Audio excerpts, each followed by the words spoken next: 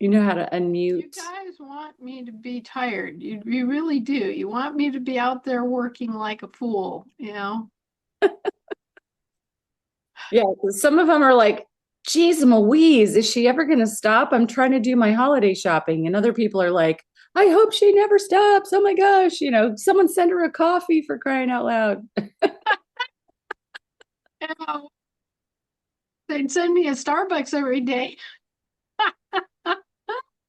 Nice. you know? I hope they deliver. You're out in the Some middle. of them things are like $5 a piece now. That's wild. Yeah.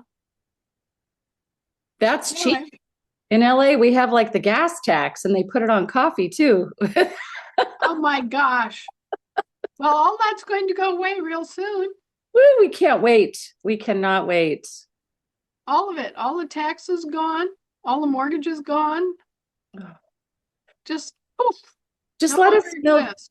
the minute we don't have to send in the check. You know what I mean? It's like, we're all going to be very excited about that moment. Of course, that's not why we're here. We're here to restore America and restore all 50 states and all of our counties. But, that's one of those bonuses. That's one of those surprises that, especially for people that are new, they're like, what? What do you mean no taxes? What do you mean no mortgages Right? We shouldn't have been taxed anyway. in the first place? That's So right. now, not only will we not pay taxes, we'll be rolling back and suing them for taxes that we were done for that we didn't owe. How's that for thought? Can we just take a moment and like soak that in? I think if all of us feel that right now, it might expedite things even faster. And by the way, Oh, for those people that are just tuning in for the first time or watching this for the first time, it'll all make sense in a minute. But Anna's been working on this for decades, decades, right? So those of you that are like just hopping onto this bandwagon, you know, thank Anna. Thank Anna. Thank your local volunteers. Thank all your coordinators on the counties and on your states. Thank all your state citizens who decided that they would take the high road, take one for the team, and do reduce it. reduce their own freedoms in order that you could be experiencing this moment right now. So, Yep, mm-hmm. yep. Thank a state citizen. I'm told that it will all be settled in the week. A lot of it will be settled by Christmas, but it will all be settled by the first of the year. And I just got word today that the Guadalupe Hidalgo Trust Mm-hmm. is being released to us. And what that means for the 7 states that were part of that, 7 Western states that were originally part of the Spanish acquisitions in North America, it will mean that you will have a huge amount of money, actual gold, okay, that we will be able to deploy for water projects, sanitation projects, new inventive ways of dealing with landfills and things like that, and you know, restoring water flow on the Rio Grande, Oh my gosh. and new high-speed railroad maglev systems that'll be able to get people in and out of the middle of LA without a lot of expense and hassle. You'll have neat little trains that just zip around and deliver everybody wherever you want to go. And I mean, we've got we've got lots of money to make things better for a lot of people. Thank you, Anna. There's no amount of thanks that we could possibly give you other than just gratitude and paying it forward because the future generations are going to be counting on that we pass this knowledge forward so that this never happens to this country ever again. And frankly, any other nation, any other country, any other smaller community anywhere in the world. Yeah, absolutely. Michelle, are you recording? Yep, it is recording. We forgot to do the Bibbins. Oh, Well, we're not started yet, are we? Awesome. Or just barely, I guess. we're just barely getting started, but it is 6:15, 6:16 at this point. So why don't we go ahead and do the officials? Is there anybody on the call tonight that would like to open us up in a prayer?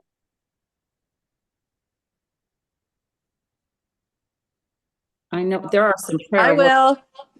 Go ahead, Danica.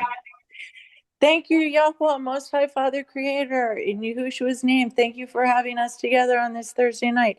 Thank you for Anna and all that she's done for us in the past and all that is happening in the current. Thank you for Michelle and everybody on this assembly who's coming together tonight to share this American dream that we have in our heart that we were told when we were little, but we never got to experience it. And thank you so much to bring us together, to roll up our sleeves and to educate our employees and to be at peace and grasp what all of that means and all this prosperity that is already here.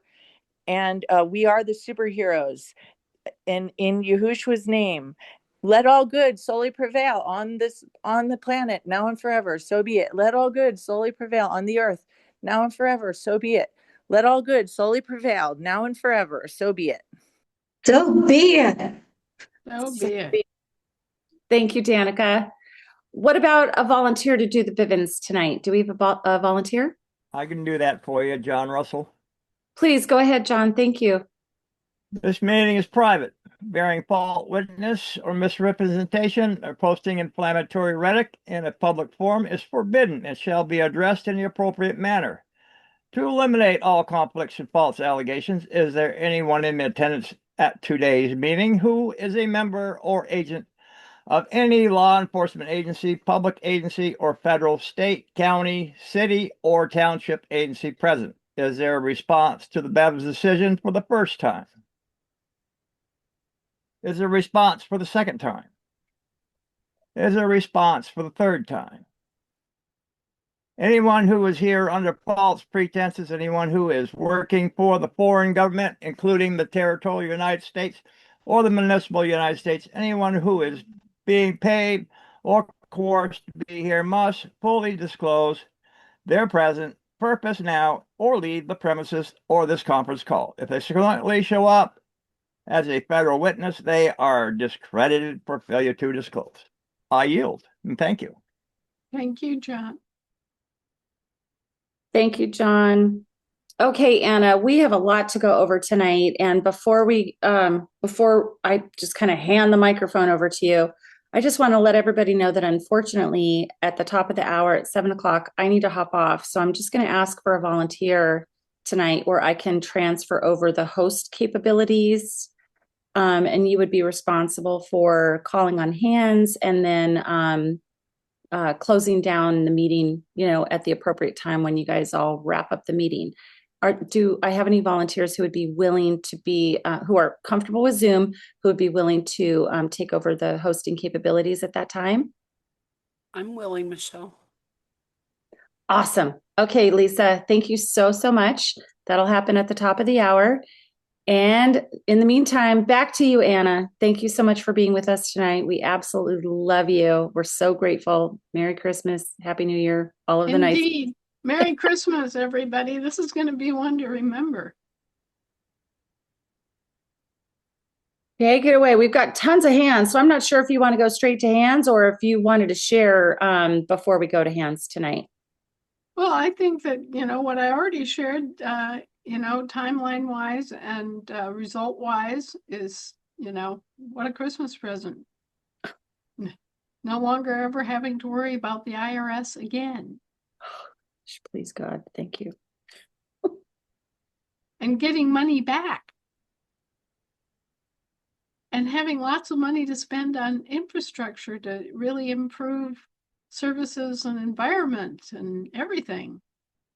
I mean, hey, in spite of everything, this country has gotten a huge, huge gift in terms of self-determination, and in terms of,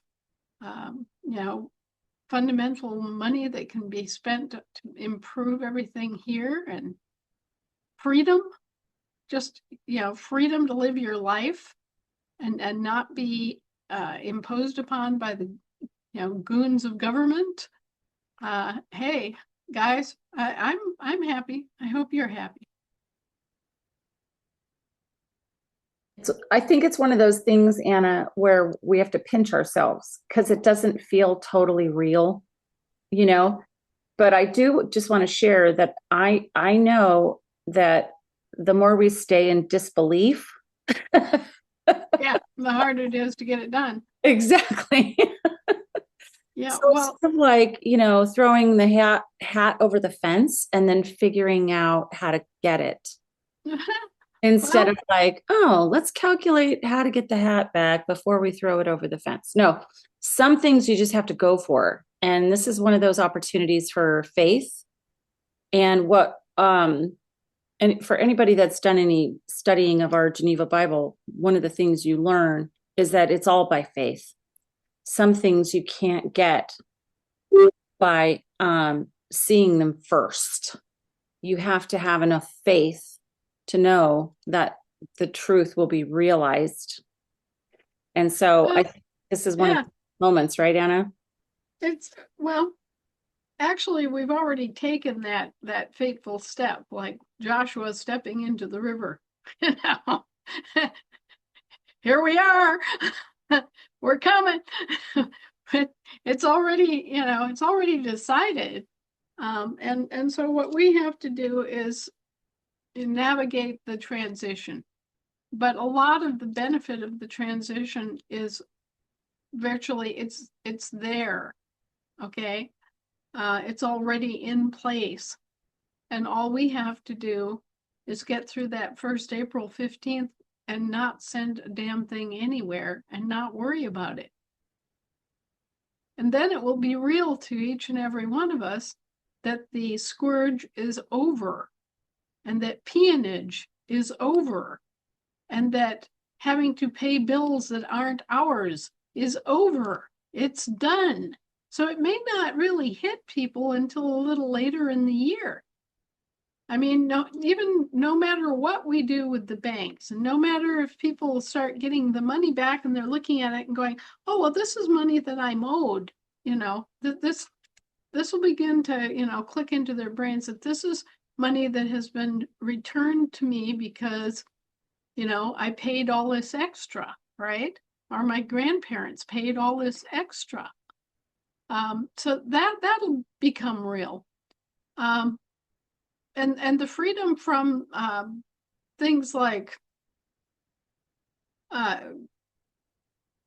revenue-based traffic stops, that'll all go away. Pay roads, toll highways, all that will go away. I mean, a lot of the things that really irritate people and that really cause a lot of extra work and extra worry will simply be gone in the new administration and the new situation that we find ourselves in. We'll have more work to do as assemblies, for sure. Please bear in mind that the role of the American government has always been to set the policies,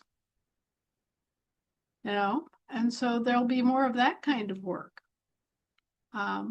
You'll be taking on the judicial functions, and you'll have all of these courts that you'll have to administer.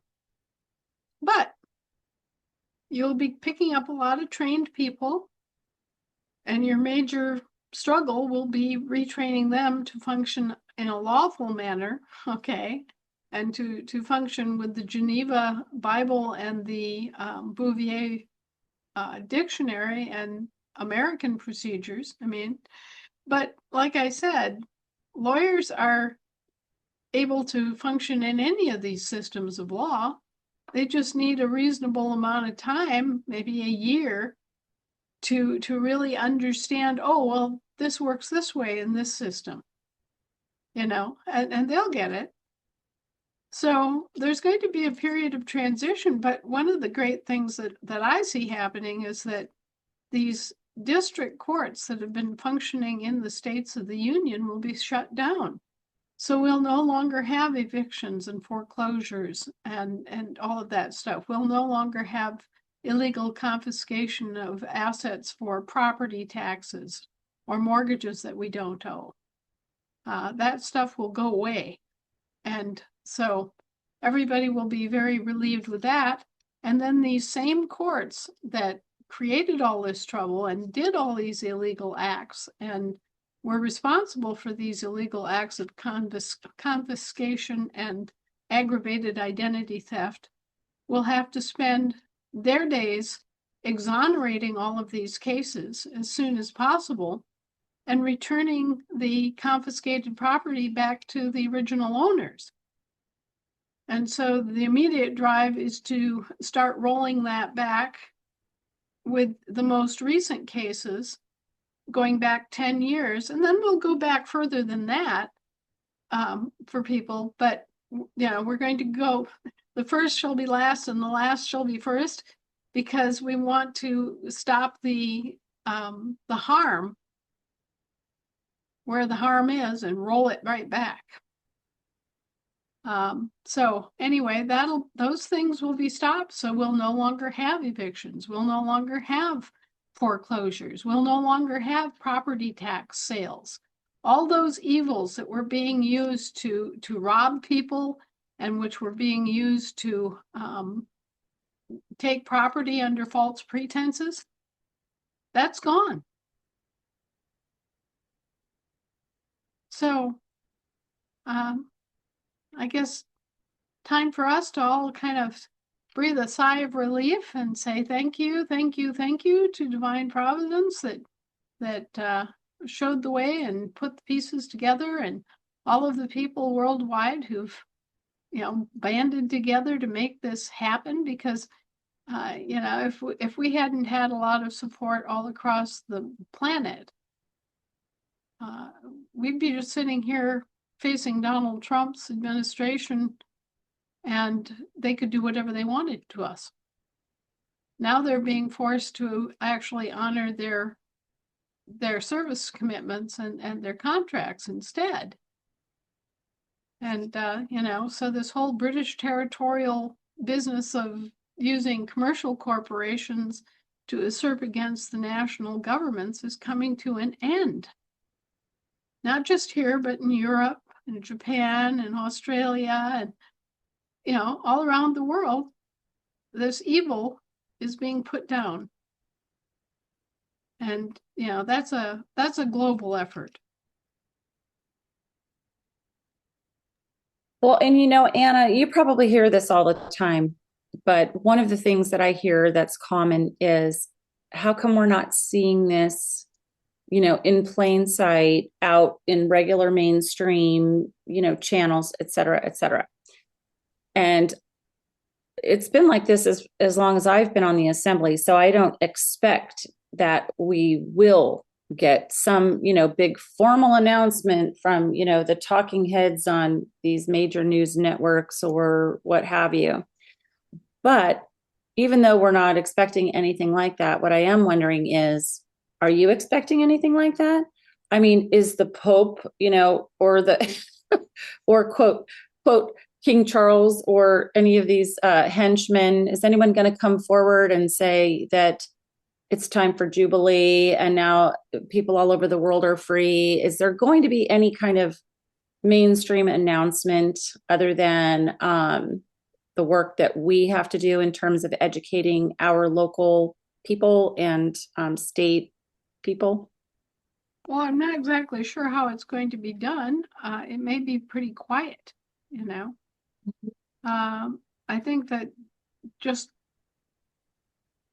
taking up the reins and guiding the horses forward is the best policy, so that people have a chance to actually learn. But let's face it, guys, the reality is that when you start getting your money, you're going to tell your kids, your grown kids, and your parents, if you still are lucky enough to have your parents, and your cousins and your uncles and your aunts and your best friend. And pretty soon everybody's going to be belly up to the trough because, hey, I can get my money back, and who isn't up to get their money back, or, to get a payment back that's essentially an inheritance from your parents and grandparents and great grandparents for some of us. So everybody's going to want to get their money back. And in the process, they're going to have to learn a few things about, oh, well, where did this money come from? And, how does this work? And, what happened? How did this happen that I went from having to worry about every kind of tax on earth to suddenly being tax-free and getting a whole bunch of money back? So they're all going to be interested for that reason, if nothing else. And, among those that find this out, there are going to be people that are just amazed by the entire story of how, essentially a few Americans woke up and said, hey, and started working away, It's a fascinating story, and it's got lots of really dramatic chapters in it, where, horrendous things happened and really, wonderful things happened. And yeah, we got about 6 movies worth of just historical stuff to go through that, could be, I don't know if the word is dramatized, but documented, and people could see more directly, oh, well, this was supposed to happen and it didn't. Oh, and that wasn't supposed to happen and it did. And, I think that we have it down now to a point where we know what went wrong. And we know the time frame, we know who did it, we know where it started. It's sort of like tracking back, well, where did the cancer start? And we can do that now. So I would not be surprised if one of our early on efforts is just to document all the stuff that went into it. Okay, and so everybody who is interested can sit down and have a binge fest for a weekend, bring out the beer and the pretzels, and just see American history for the past 150 years on your TV.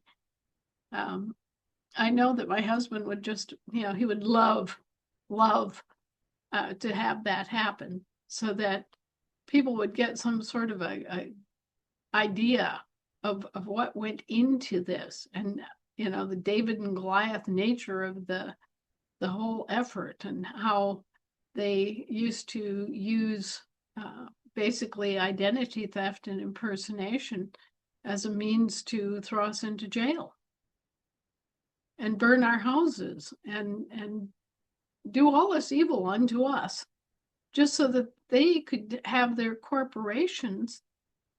Essentially, folks, you are paying the taxes for their corporations.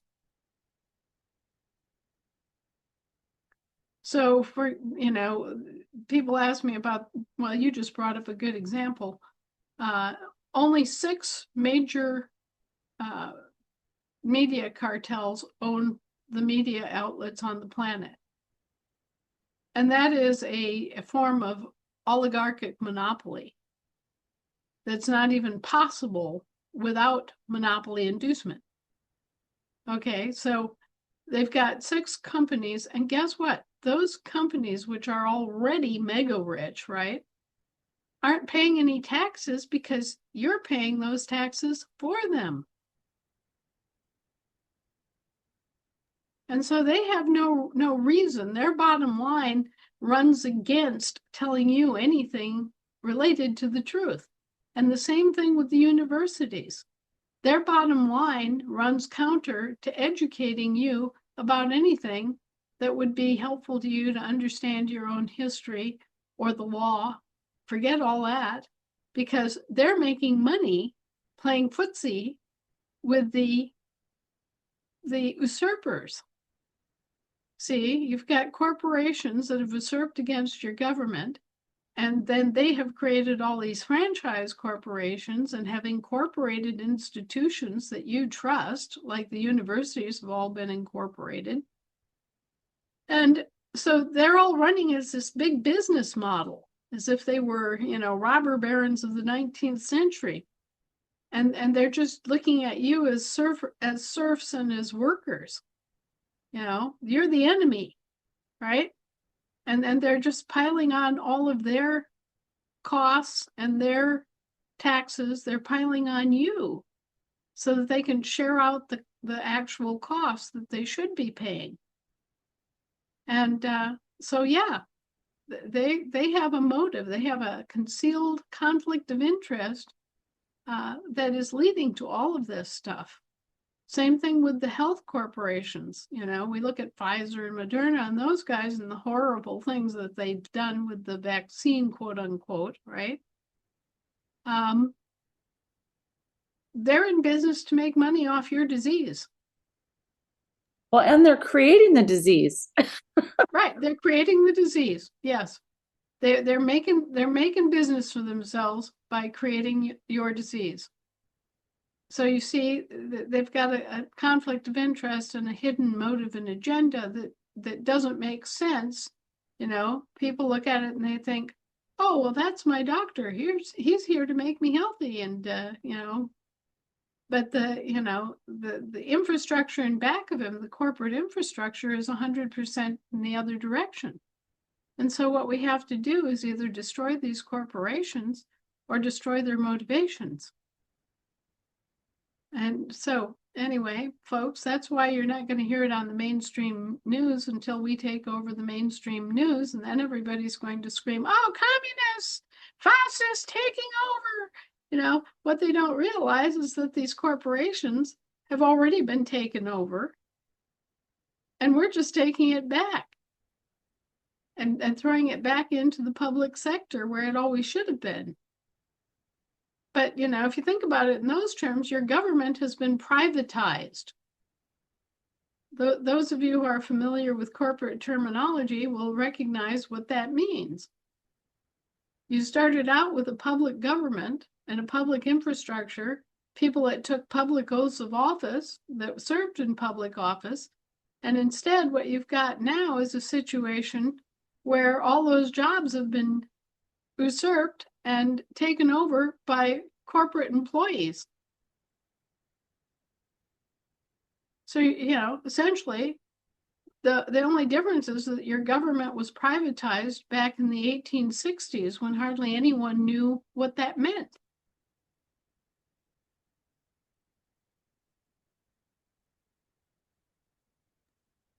Well, this whole thing about us not seeing it necessarily on mainstream, news outlets or whatever. I got that thought in my head earlier this week. And then, as God would have it, I ended up having a conversation with a man today that has, they do primetime digital ad sales for outlets like Prime Video, ESPN, HBO, Discovery Channel, all these sort of like Hulu, digital streaming.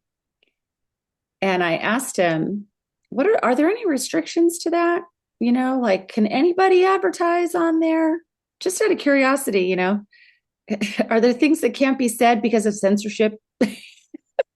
He goes, well, we don't allow porn and we don't allow, you can't sell guns or illegal drugs. But other than that, you could pretty much buy Advertise anything you wanted. You could buy ad space. And I was like, you're kidding me. Immediately, Michelle, with her brilliant little mind, is thinking, we can just buy some big ads on this service. Indeed, on every county. They do like 5,000 by the way, targeted ads. We're talking about people that are looking, they're like in search of the truth, they can stratify it pretty much any way to target, right? People are on their cell phones, right? And they're like, scrolling. And then like these little ads pop up when they're watching, something. Yeah, wouldn't it be cool? Yeah. So anyway, he was saying that's what we do in addition to all this mainstream television type stuff. So I was like, oh my gosh, I got to give out your number. Get his business card. Yep, right away.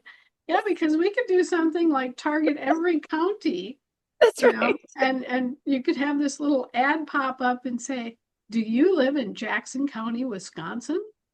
If you do, here's important news for you. Right. And, contact your local assembly. You know what I'm saying? Like, it's amazing. Exactly. And we can have help and call centers set up where people can call an 800 number and they can get information directly, and we can direct them to all sorts of services and things that they can learn more about. And, it'll be great. Yeah, Anna, we're going to have you create a like a short commercial about something is wrong one, let's say, right?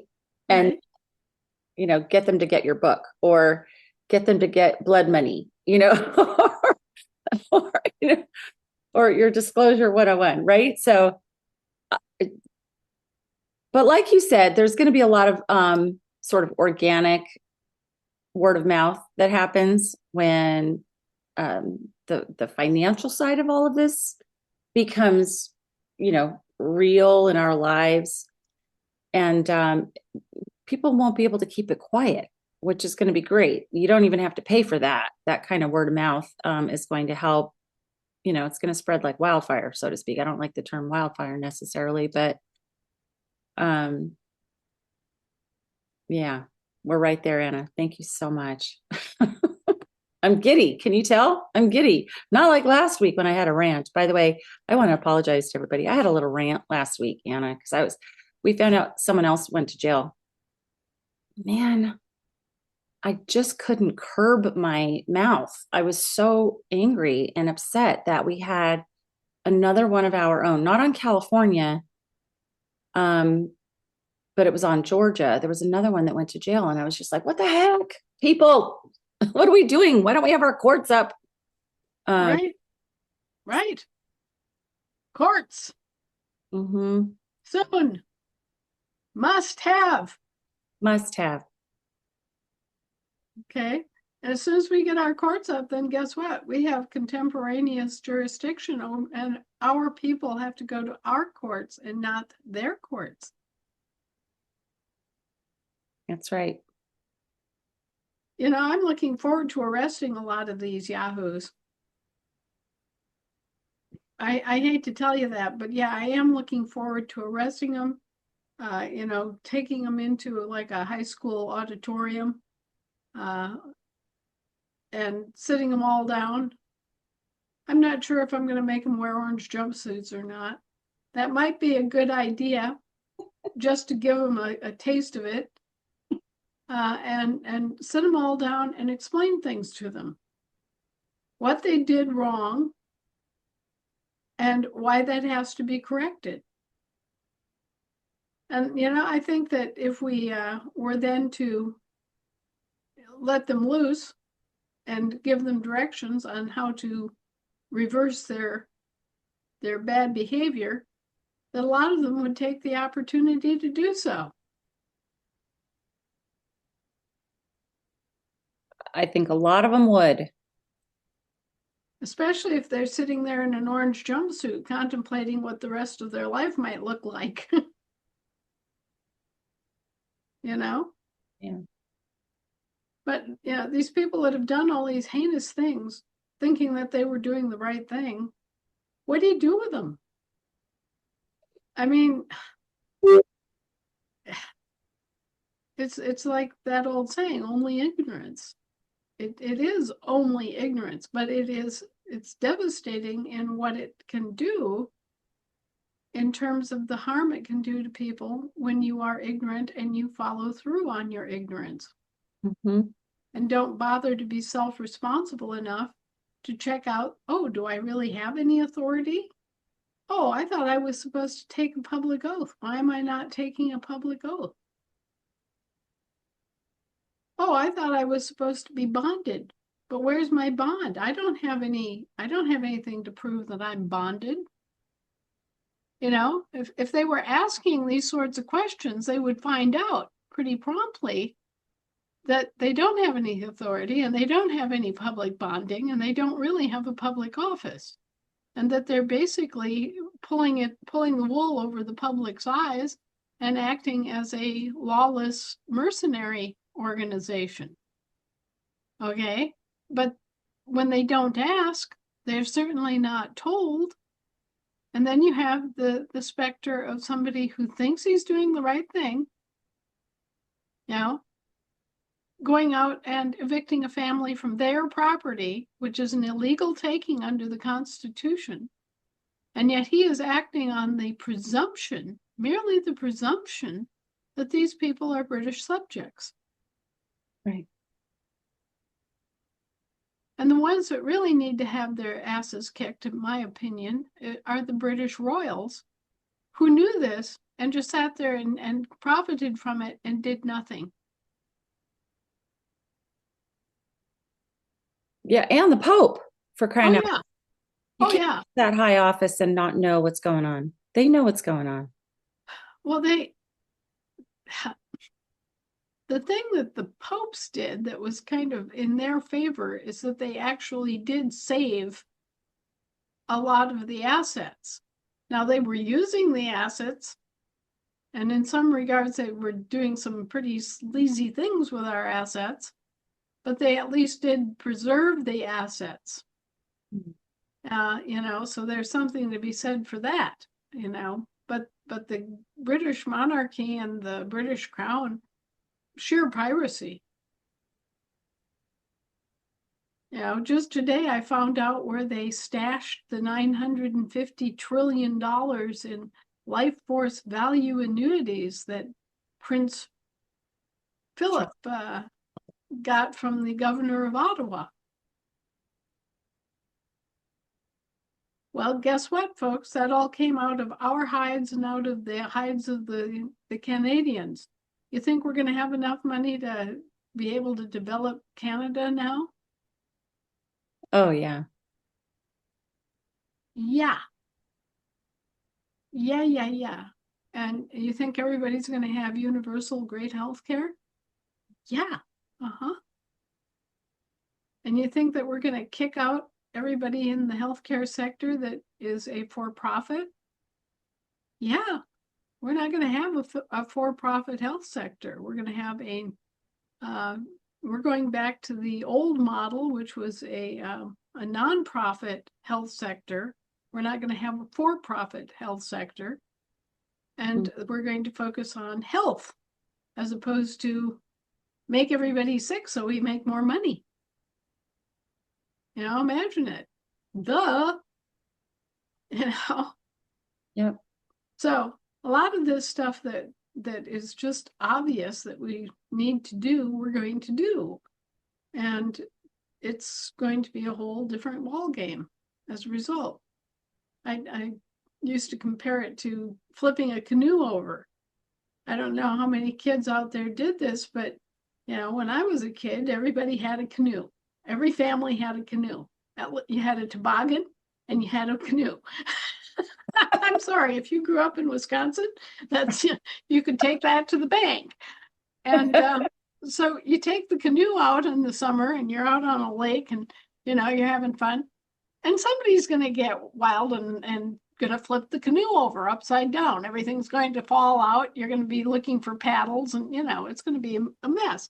And then you're going to have to get together and learn how to flip that canoe back over so that it's right side up. Right? So that's what this is like. We're going to flip the canoe back over. Nice. That's actually a great analogy because we've been sucked out into the water jurisdiction, gasping for air wishing we were on land the whole time. Yep. Well, and there's another great analogy, you know, that corporations are ships made of paper, right? Yes, they are. And we are a ship of state, right? Uh-huh.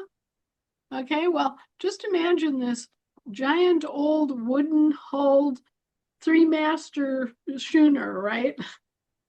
This is the United States of America, the Federation of States. But damn it, it's still floating. It can still be used to sail the oceans. We can still get the weather gauge on the bastards and blow them to hell with our, you know, our 10 pounders. And that's what we've done.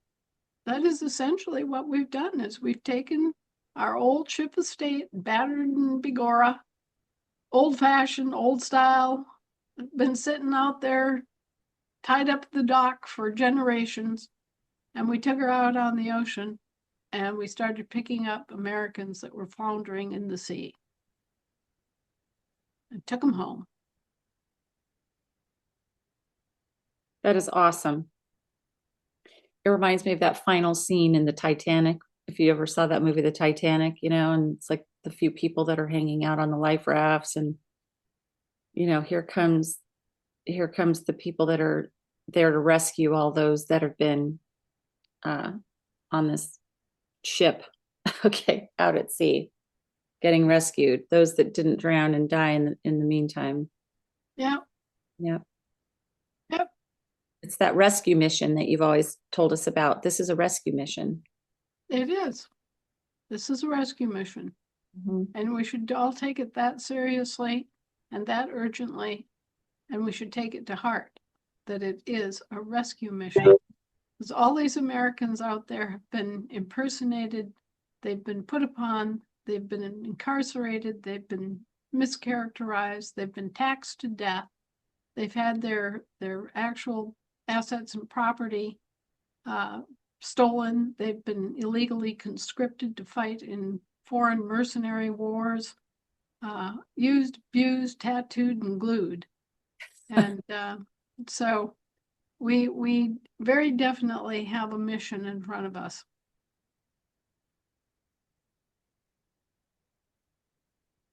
Wow. Oh, and I see Kim. Guys, guess what? What? We never paid a whole lot of attention to my lineage. I mean, we knew that I had relatives that dated back to the Revolutionary War era, but we just recently found out that I qualify to be a daughter of the American Revolution. By the way, that organization has chapters all over the whole country. So Well, guess what? I'm going to join, and I'm going to tell them about our new project to restore our national capital in Philadelphia.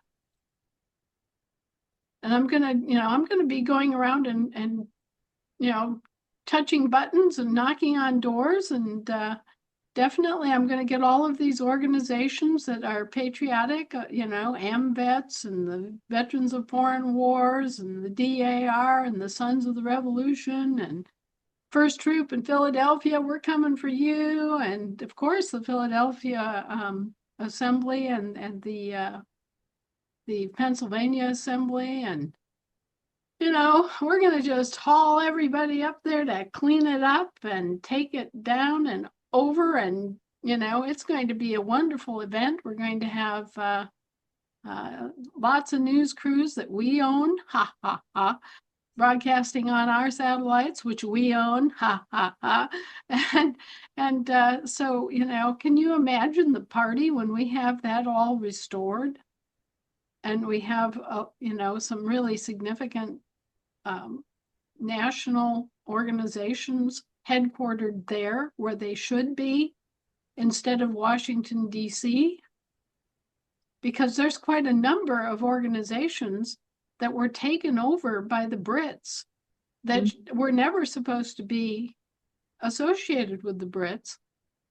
And we can take all of those back and set them up in Philadelphia where they should be. We can have our own Congress, our Continental Congress, right? Can have its own home and its own capital. And we can afford to do all that. And we don't have to do it neo-Romanesque style.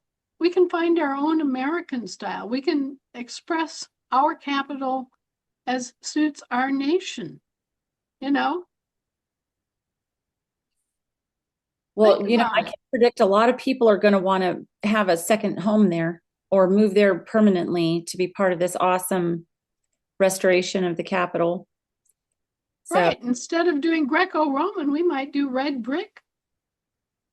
nice. Nice. You know? California, Southern California, we don't have much brick. All the earthquake stuff, everything's got to be made out of wood. So we don't see that much brick around here.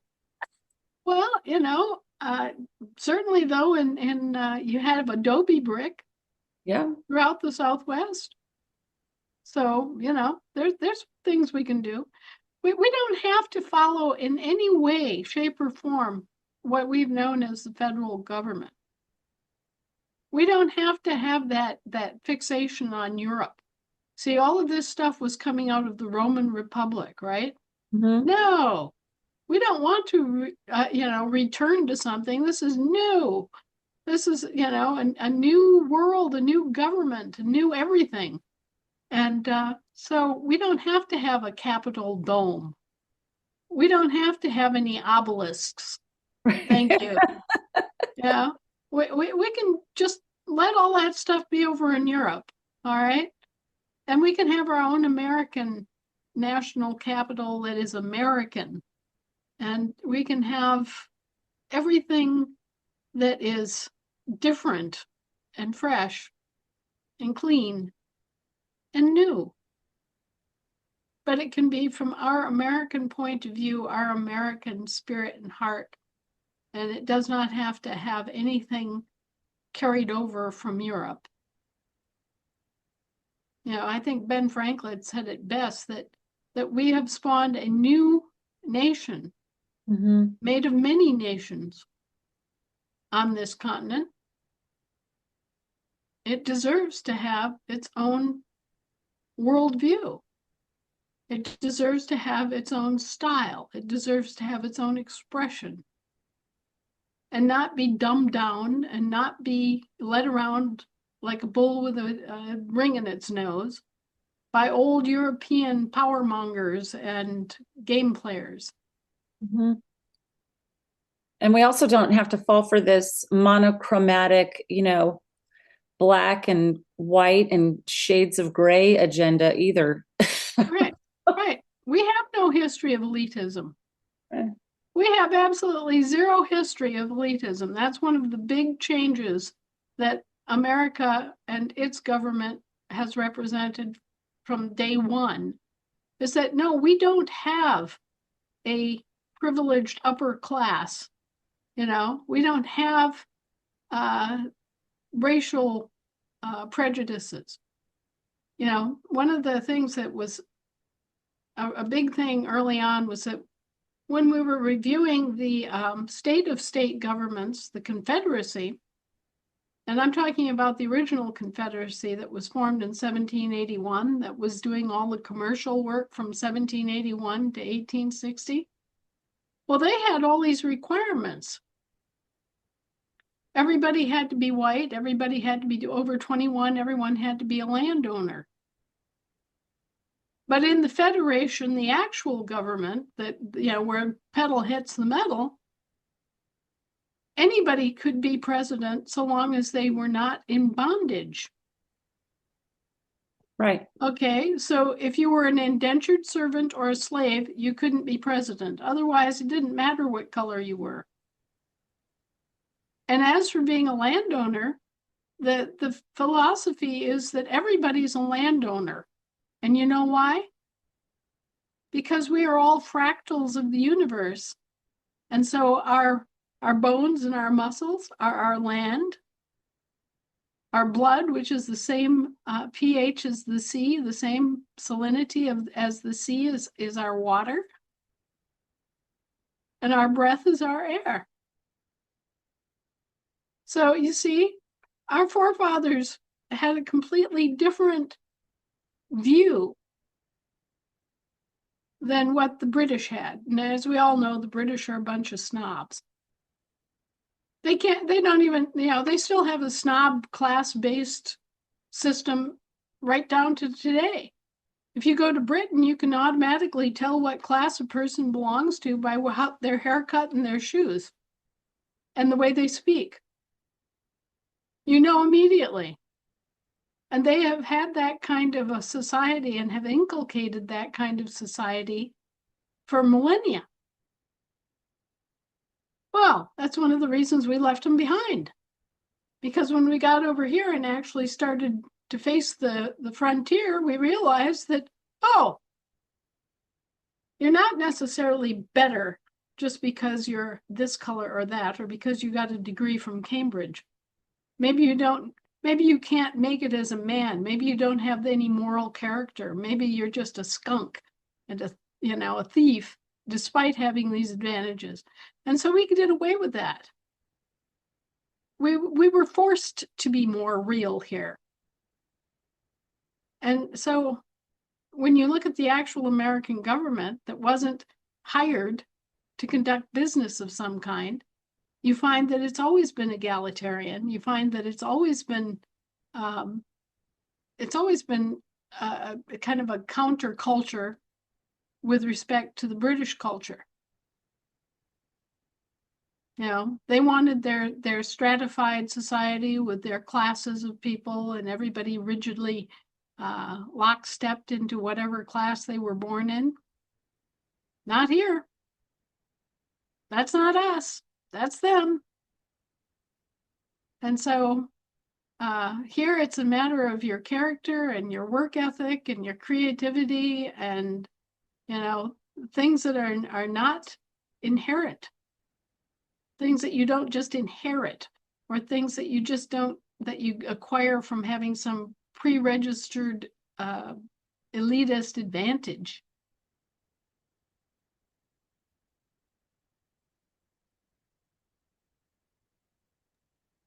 That's America. That's us. Yeah, we can be, do, and have anything we want, and the sky is the limit. And that's the promise of America. Right. And a true American will get down and scrap to make sure everybody is honored, that everybody gets to keep their property, that everybody is respected, that everybody has their say-so.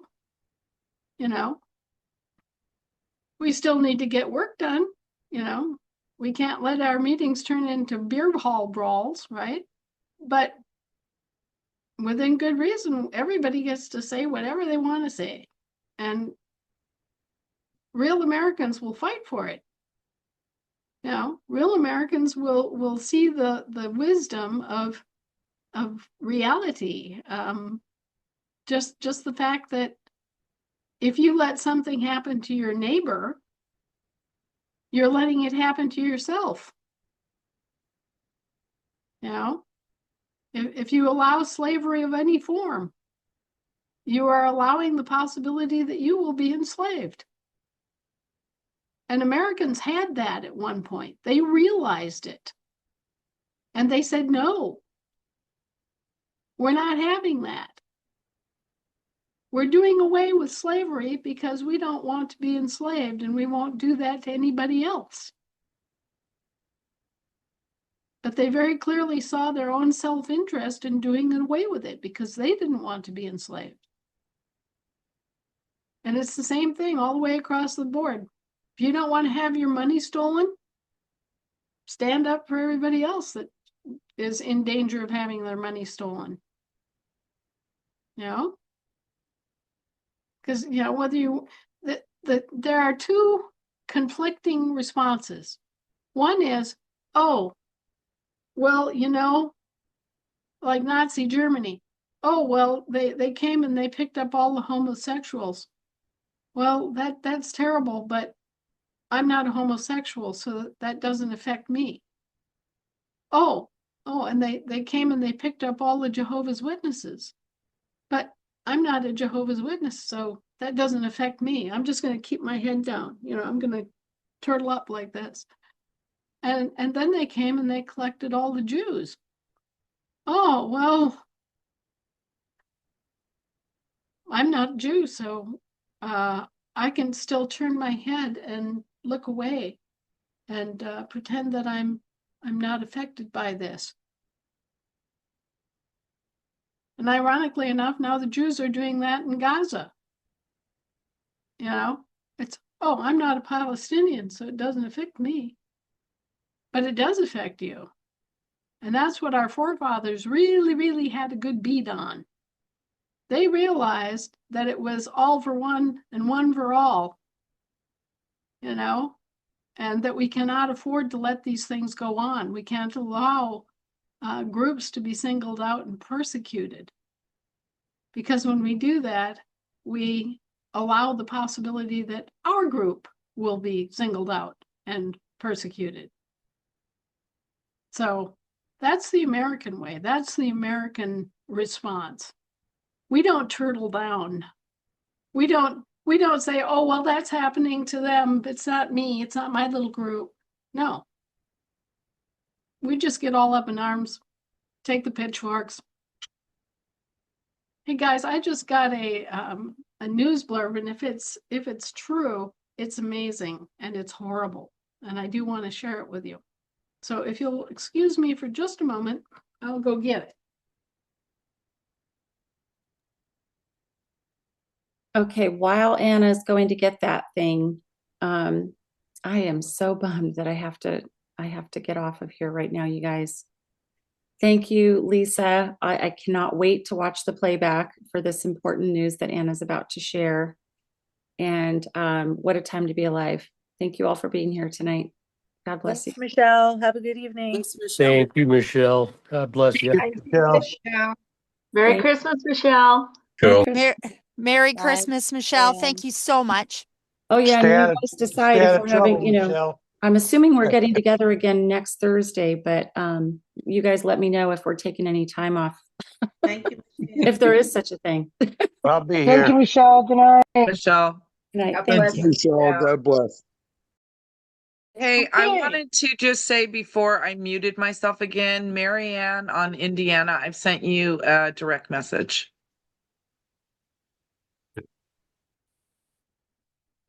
All right, great. Thank There she you. is. How are you, Anna? Oh, I'm full of it. You know that. Well, listen up, kids. This is bad. Breaking. Venezuela's former chief of national intelligence, Hugo Caraval, has officially released every U.S. senator who is on the Venezuela list of politicians who have been receiving millions of dollars in kickbacks from the Maduro regime and Venezuelan drug trafficking organizations that make up his government in exchange for using their government positions and influence to undermine President Trump and Secretary of War Pete Hegseth's ongoing war with these narco-terrorists.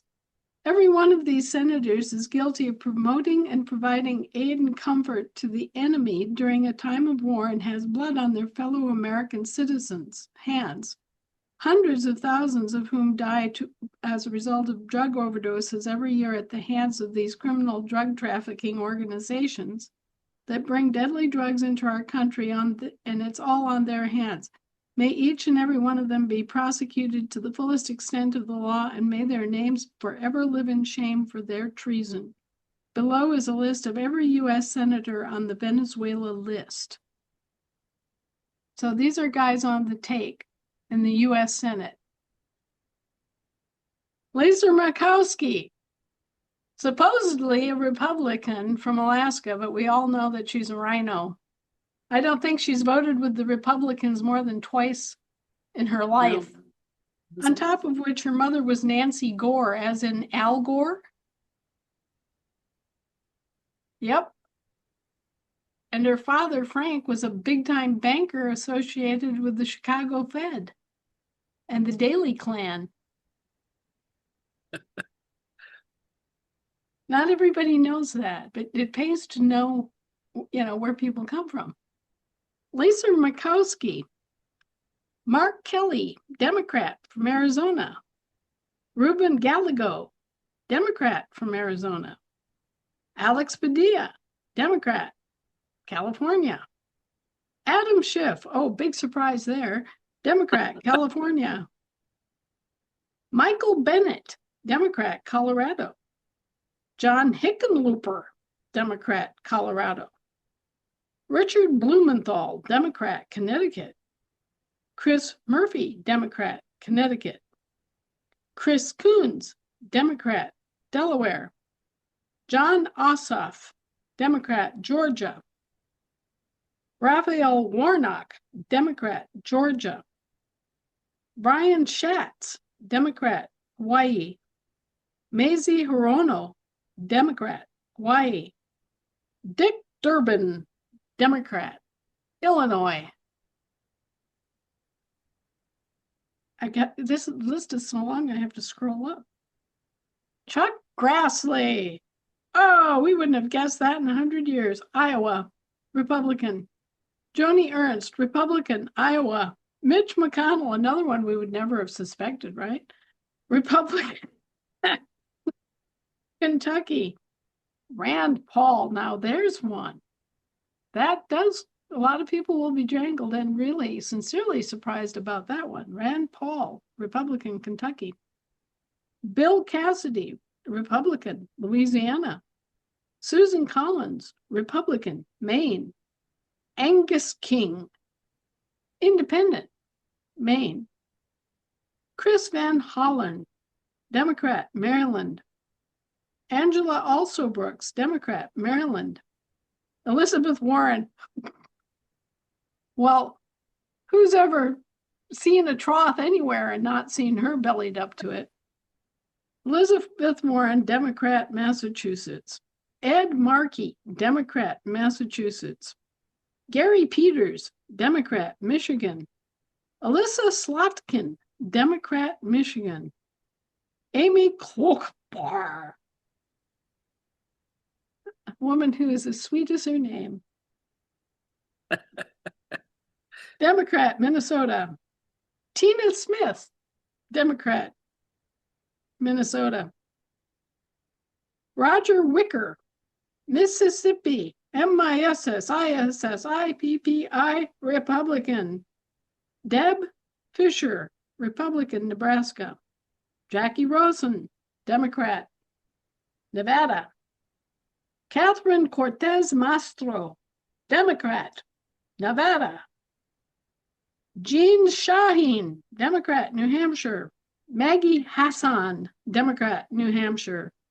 Cory Booker, Democrat, New Jersey. Andy Kim, Democrat, New Jersey. Martin Heinrich, Democrat, New Mexico.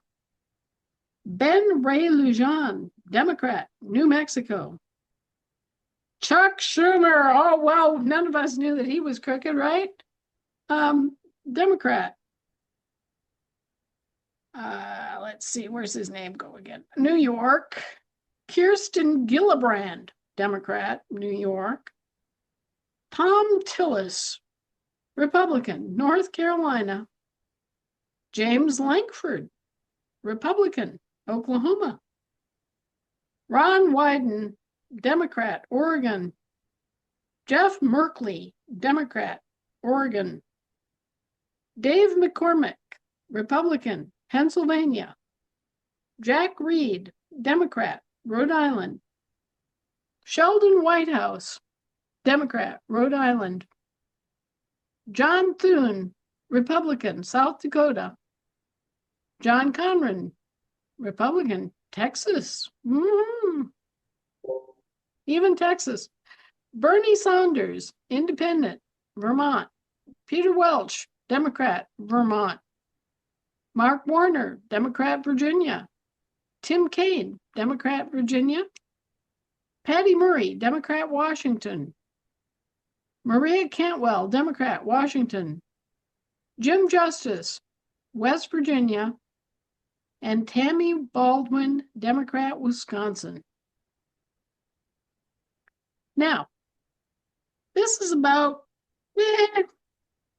I'd say maybe 40% Republican, 60% Democrat, somewhere in there, maybe 35, 65. And by my count, that's 60 names. So they've got nice fat 10-person leverage there to take any vote in the Senate. And these are just drug cartels who paid these people off.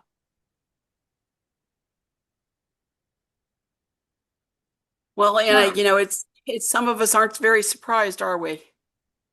No, frankly, we're not. Not the way this country has been run, not the way things have been handled here for a long time. Unfortunately, when you have things like this happen, it calls for their arrest because they've crossed the line. They've not only committed crimes, they've actually committed crimes against the American people. They have committed treason. Treason, correct. So Yeah. they will plead that, oh, well, we're just a private organization. We're a private corporation. We're just a commercial corporation. There's no law against us taking kickbacks. And you know what we're going to say?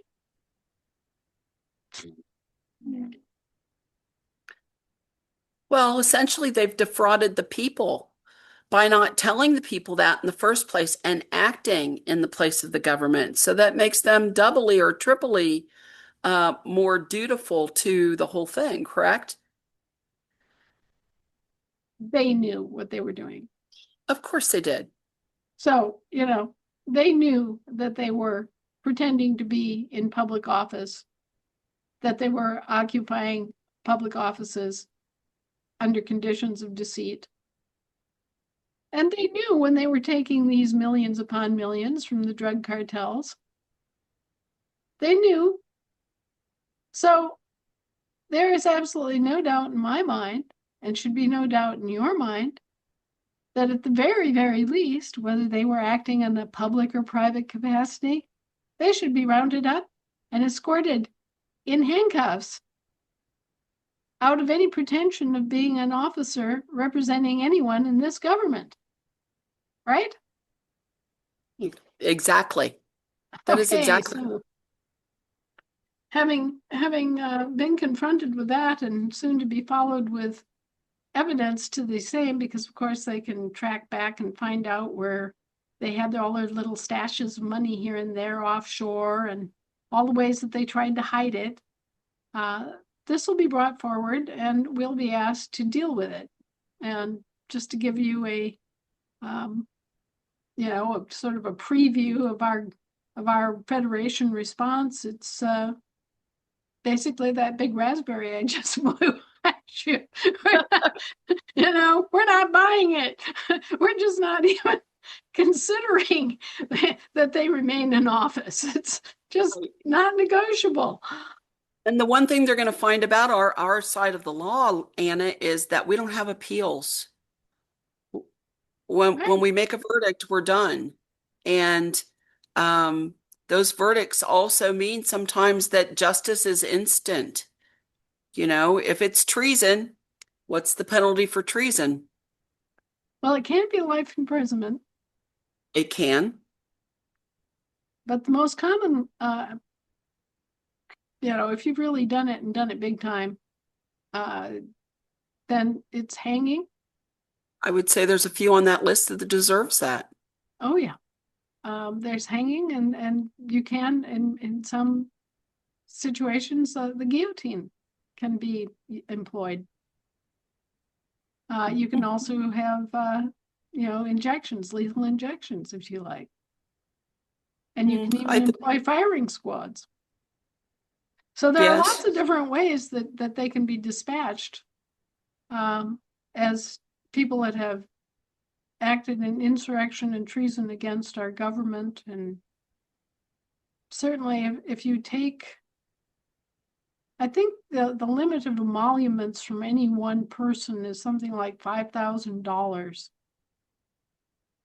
You're allowed to take small gifts, personal gifts, those sorts of things, but you're not allowed to take, oh yeah, I'm going to give you $100,000 for your campaign. That kind kind of stuff doesn't fly. I can give you a Exactly. box of candy, but not something calculated to really twist your arm to make a boat, right? True. True. All right. Well, Anna, we've got quite a few hands up this evening. Would you like to start taking some questions? Sure. I see Rocky Roper is right on the mark there, ready to Of go. course. Anna, would it be okay with you if I kind of ask everybody to keep their question to a question and allied to that question so everybody has a chance to ask their question this evening? That would be great. Okay. So everybody hear that? I'm just ask a question. I'll let you do a follow-up, but in the interest of all those people on the East Coast, we need to, kind of give them a little bit of a break. So, and if we get through all the questions, then and you've got another question, you can get back in queue. Okay? All right, Rocky, let her rip. Thank you, Lisa. Anna, Yes, sir. I want to talk to you about an email that was sent out. I'm trying to stop the craziness in Nevada if we can, and I need Good luck. I know, huh? But anyway, this was an email that was sent to you in May 30th of 2025, and you answered it. Okay, the question to you was, I'm reaching out to clarify because Rocky Roper once again has put out the notice that he is in the entire Nevada Assembly claiming that he is the only coordinator in Nevada, which I would never say that because that's not true. Your response to it was, as you know, coordinators step forward and as an ASN volunteer are trained and take up their task to helping their state get organized. But there are actually two states that are being organized, one in one degree or another. At the same time, the State of the Union, which is what we are concentrating on right now, and the Union State are raising from the counties, which is becoming another focus as our counties organize. It is my understanding that Rocky stepped forward to assist as a co-coordinator, has been vetted, so accepted as a coordinator in Nevada. That does not mean he's the only coordinator in Nevada. And when I'm reading this, I'm assuming, which could be bad on me, that you're saying that I'm a coordinator for the state. Is that true or not? There are two states. And if you're organizing on a county level, you're organizing the Union State. And if you're organizing the whole state, then you're organizing on the state level. But you could be a coordinator for the Union State, and you could be a coordinator for the state of the Union. And it just depends on where what you're organizing. Are you organizing a county or are you organizing a state? So I'm still a little confused, and I think everybody else. This is questions from a lot of the people in Nevada, okay? And basically, I've been told that I am not a state coordinator and I can't organize anything and I need to step away. And that Anna doesn't have the right to make me a coordinator or vet me. I have every right to make you a coordinator and to vet you and to fire you as a coordinator also. True. Okay, so let's get that out there in the open. And that applies to everybody. Every coordinator everywhere, okay? And we do that based on whether or not they're doing the job and whether they're doing the job correctly. And we make every effort to answer questions and help and be present and do what we can. But coordinators are not elected by the state assemblies. They're not positions of the state assemblies. They're positions that work for the summoning authority. Okay, so all coordinators, whether you're organizing a county and participating in the union state process, or you are a coordinator at the state level and you are organizing the state of the union, you all still are working on the basis of working for the summoning authority. Okay? Okay. Now, if you're organizing a county assembly and you're calling yourself a coordinator, You are organizing the union state. You are organizing the national level state. Mm-hmm. If you are operating as a coordinator for the state en masse, the state of the union, then you are operating as a state coordinator for the state of the union. So you've got two different kinds of coordinators and you have two different kinds of states. Right. Okay. So my understanding is that you, Rocky, are organizing a county assembly. So you're organizing the union state. You're not competing with anybody who's a coordinator for the state of the union, Nevada, which is international, right? Mm-hmm. Yeah, I don't want to compete with that. And they just need to leave you alone and let you do your work. Mm-hmm. Yeah, what I've been Because- organizing is the union state. I'm trying to get all the counties together and Right, trying to get all the counties organized and up and running. Okay. That's right. my That's focus. the union state. You're Right. acting as a coordinator for the union state. And if those knotheads can't understand that, then I guess I'll just have to take out my yardstick and go down to Nevada and start laying about, you know. They shouldn't be bothering you or being concerned about you in the least. It's outside their jurisdiction. It's not their bailiwick, and they need to just step down and shut up. Mm-hmm. They're lucky to have somebody who's already attacking the very significant work of Mm-hmm. organizing the union state in each and every one of the counties in Nevada. Mm-hmm. Yeah, I've made it as clear as I think I can that they need to get the union state, the state of the union. They need to get Right. the state of the union up and running without Right. my help. I am not Right. conflicting with them. I'm not trying to interfere with what they're doing. Right. Now, I as a national, as an ASN, if I feel that they're doing something, whatever, I have the right to speak out Right. If and you make see my something they're opinions. doing that you think is wrong, you have a right to say so. And Right. you have a right to And- participate in their process as Right. an ASN. And I think everybody in Nevada that is an ASN has that right to be Right. able to speak up, make their voices heard, Right. and go with that point. You know what I'm saying? Right. Well, land and soil go together like hand and glove. Right. You cannot have one without the other. Exactly.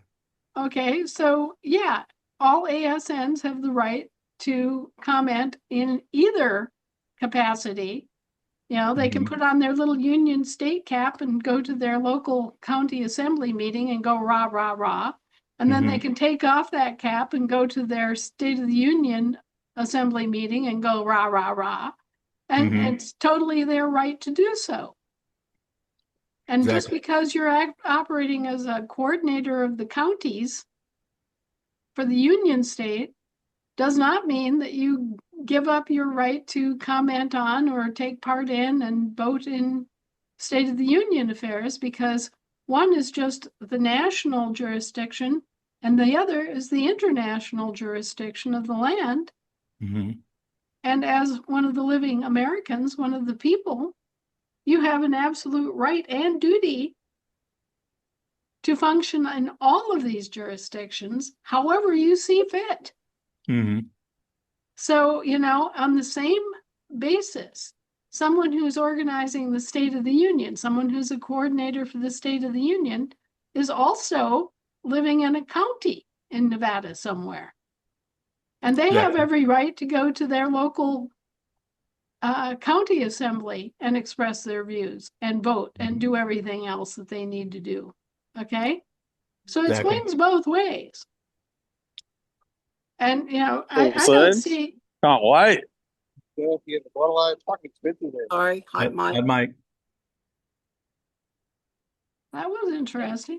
Yeah. Anyway, so people are just going to have to wrap this around in their own minds so that they understand, yeah, you belong to a county assembly, and yes, you do belong to a state assembly. And the ultimate response and the ultimate result of all of this is that you have a union state that is composed of all of the counties like a patchwork quilt. And you have a State of the Union, which is all of those counties at the international level. Right. I understand it. So may I, Well, Anna? Uh, I think sometimes we have to be you're live.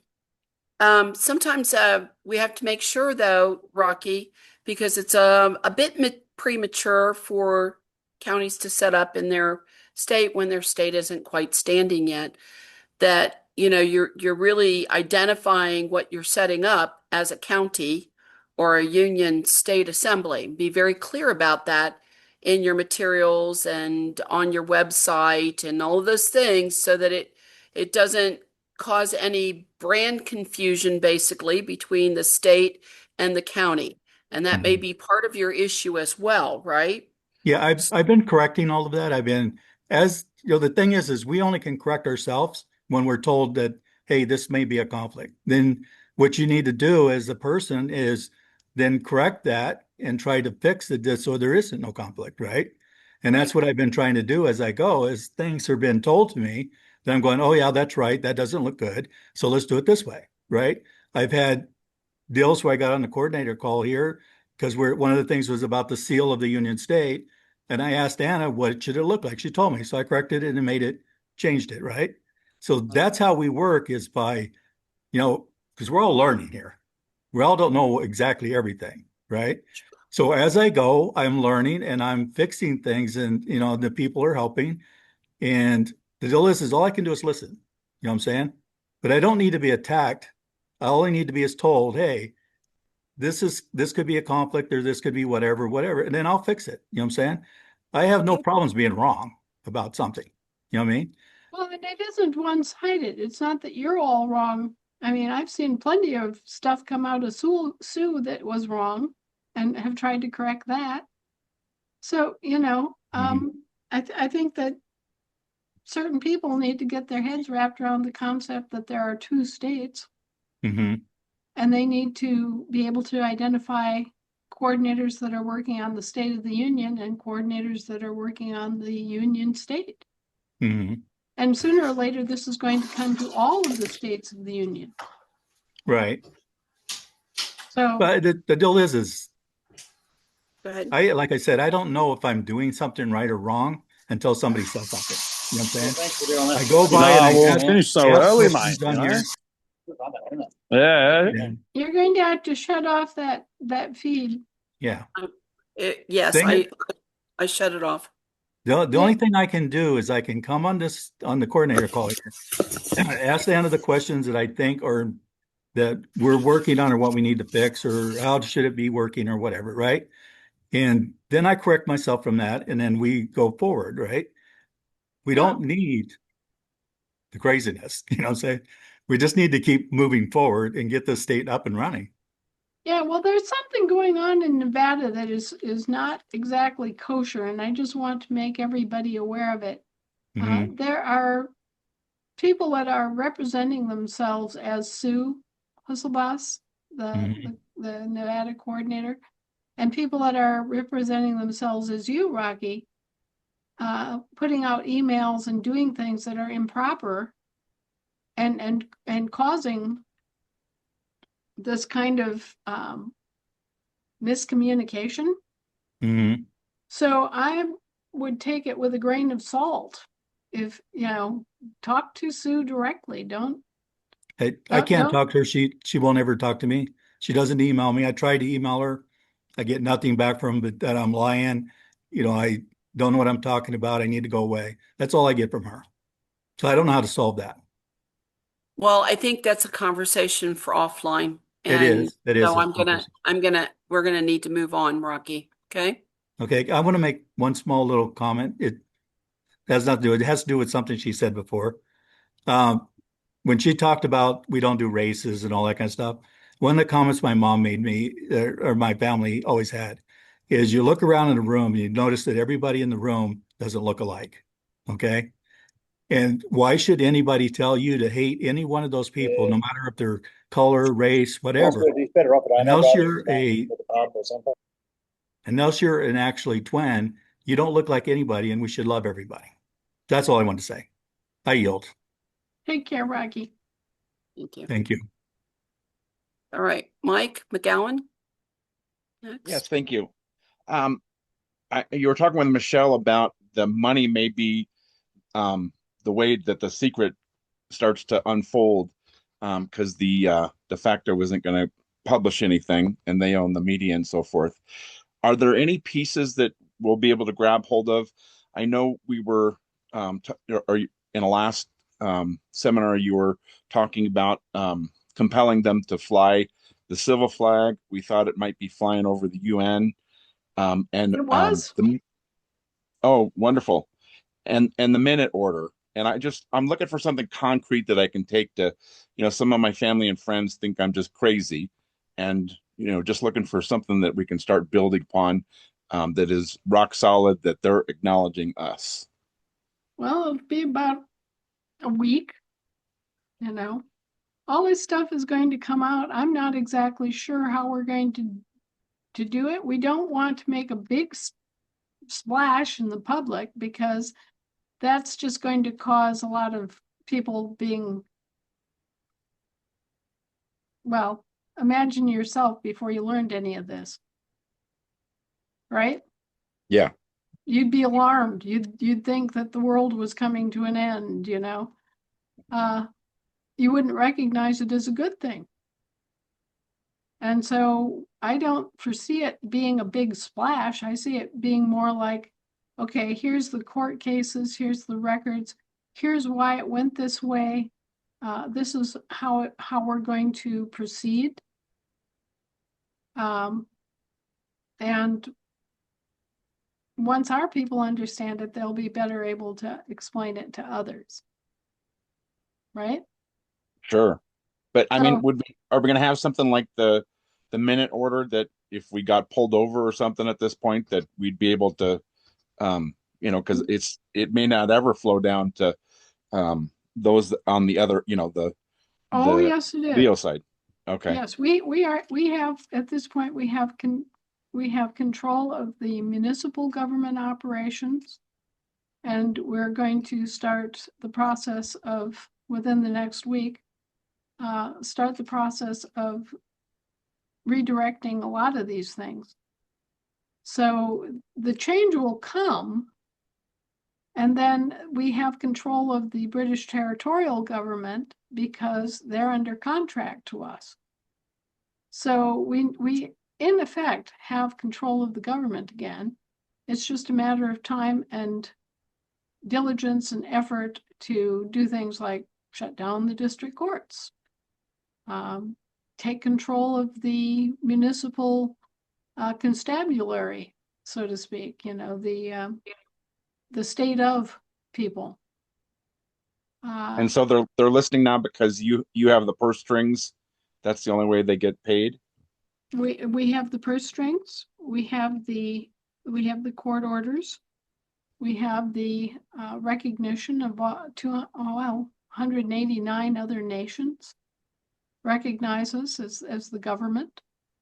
The British territorials, this is a bitter pill for them.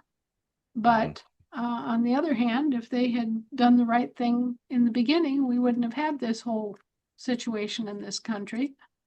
And so they should be grateful that they still have a contract.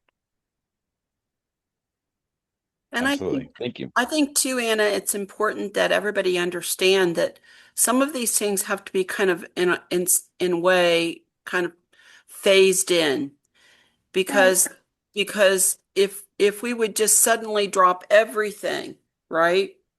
Your state assembly probably, or most of the state assemblies are not ready to assume the business on their state entirely if the weight of that dropped on them. No, And they're not. and remember that chaos theory says that whenever there's a void that's created, Something else will flow into it. the void will get filled, and that void could get filled with good things, or it could get filled with really bad things. Right. And that's some of the decisions that Anna's faced with in all of this is making sure that that void gets filled with us and our good things, right? Right. So it's going to take some time and it's going to take some measure of common sense and measurement to get to where we want to be and be able to phase in our government? Well, our first goals are to stop the evil things that are happening. Stop the illegal taxation. Stop the aggravated identity theft. Stop the district court system from evicting people for mortgages they don't owe, for taxes they don't owe. Just stop the evil, is the first job.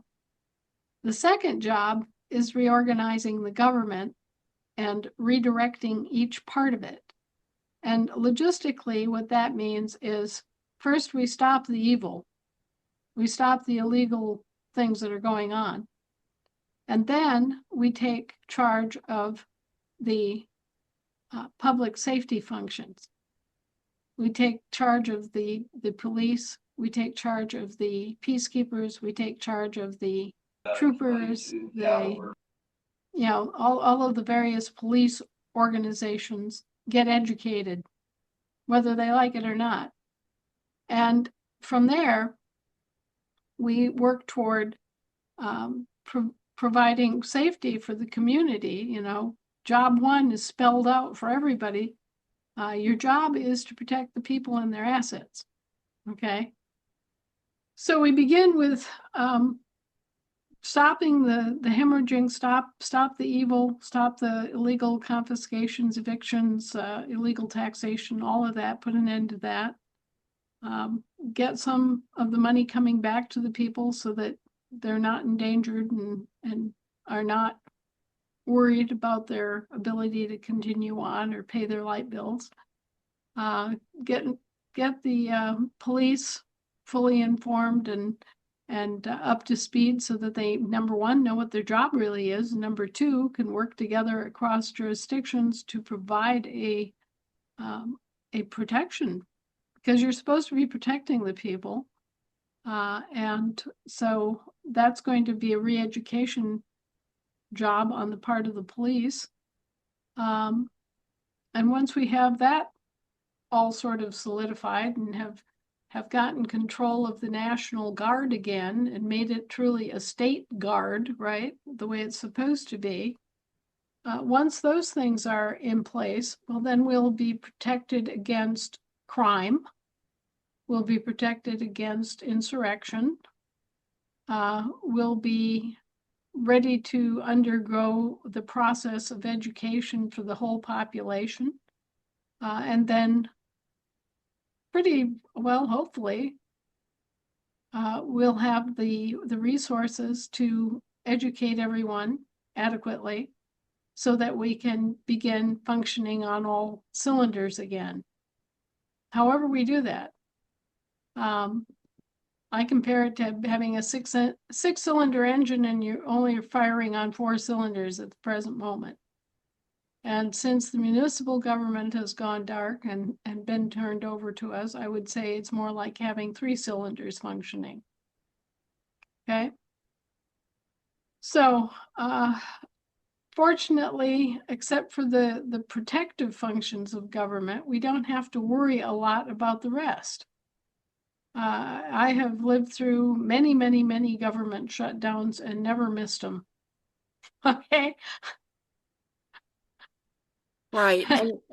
And most people are at that same spot where, the entire government, pretty much except for emergency services, police and hospitals and things of that nature, if you have the emergency services and everything up and running, you're never going to need most of the government. So we have time to make this happen and get it straight. Right.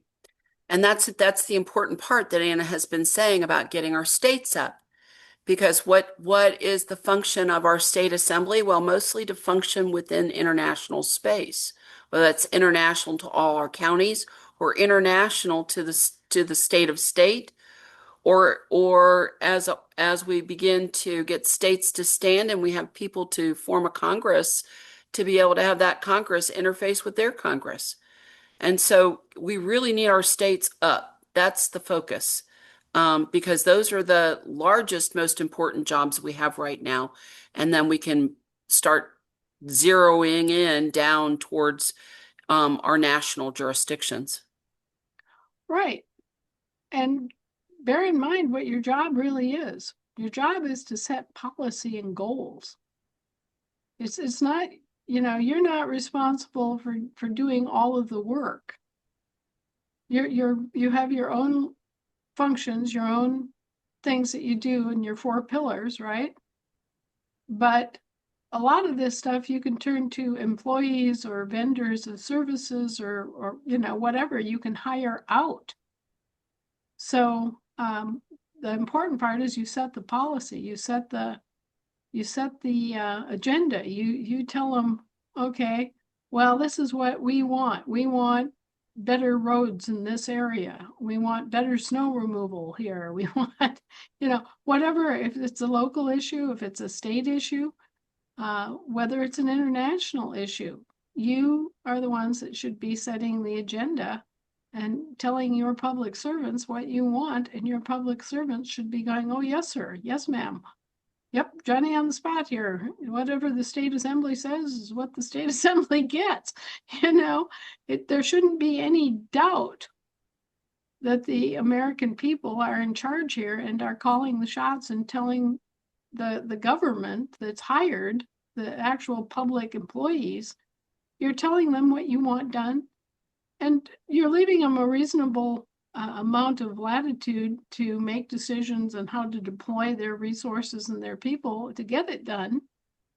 But still, your job is to tell them what you want done. Right. So. All right, great. Thank you, Brad. We appreciate your question and opportunity to clarify. All right, Annette. Wait, that wasn't me, Lisa. Oh, I'm sorry. Someone else. Oh, I'm That was sorry. someone I'm else. sorry. So Brad, go ahead. Go ahead. You're next in line. No worries. Thank you, Lisa. Anna, great to see you. Thank you for being here tonight. 2 weeks ago, you talked about the Clean Resources Act and put an article out that the Assembly should have got a copy of that. Virginia did not get a copy. How do I Okay. go get a copy of that? I guess I will have to reformat it and get it out. It's a grassroots initiative, Mm-hmm. and the states will be asked to operate on it and decide, but it's a good, solid thing for us to do in terms of forcing them to pay attention and clean up the act and clean up our environment. Yeah, we talked about it on the IBA Monday, this past Monday, about wanting to start working on that here in Virginia. So that'd be Yep. wonderful. Thank you. You Yeah, betcha. I don't think many of the states got that, Anna. So we're all a little in the dark with it. So maybe that could be sent out to all the state coordinators. That would be a good thing. Yes, absolutely. Thank Okay. you. Have a great evening, Anna. Thank you. I will try. Okay. You guys ever let me go home and go to bed? All right. All right. Couple more questions, Anna. Annette on Marion. Thank you for taking some time to speak with me. You do look extraordinarily lovely tonight, Anna. This is a question that has been put to me. As you know, we're on Florida. We have a bunch of, well, we thought a year ago that our state was standing. Not really actually sure where it stands for that. We haven't started court cases that I know of. Anyways, so some of the counties have asked me to read this. If a state converts their county coordinators to organizers, allowing them to vote while subjugating them to the state coordinate General Assembly, are organizers under the authority of the Federation? Yes.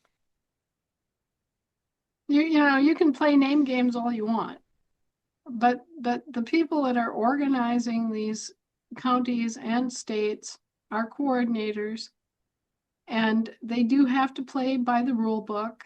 They can't go rogue. If they do, they'll get kicked out and the whole thing will get dissolved. So, just play by the books, do the right thing and you don't have to worry about it.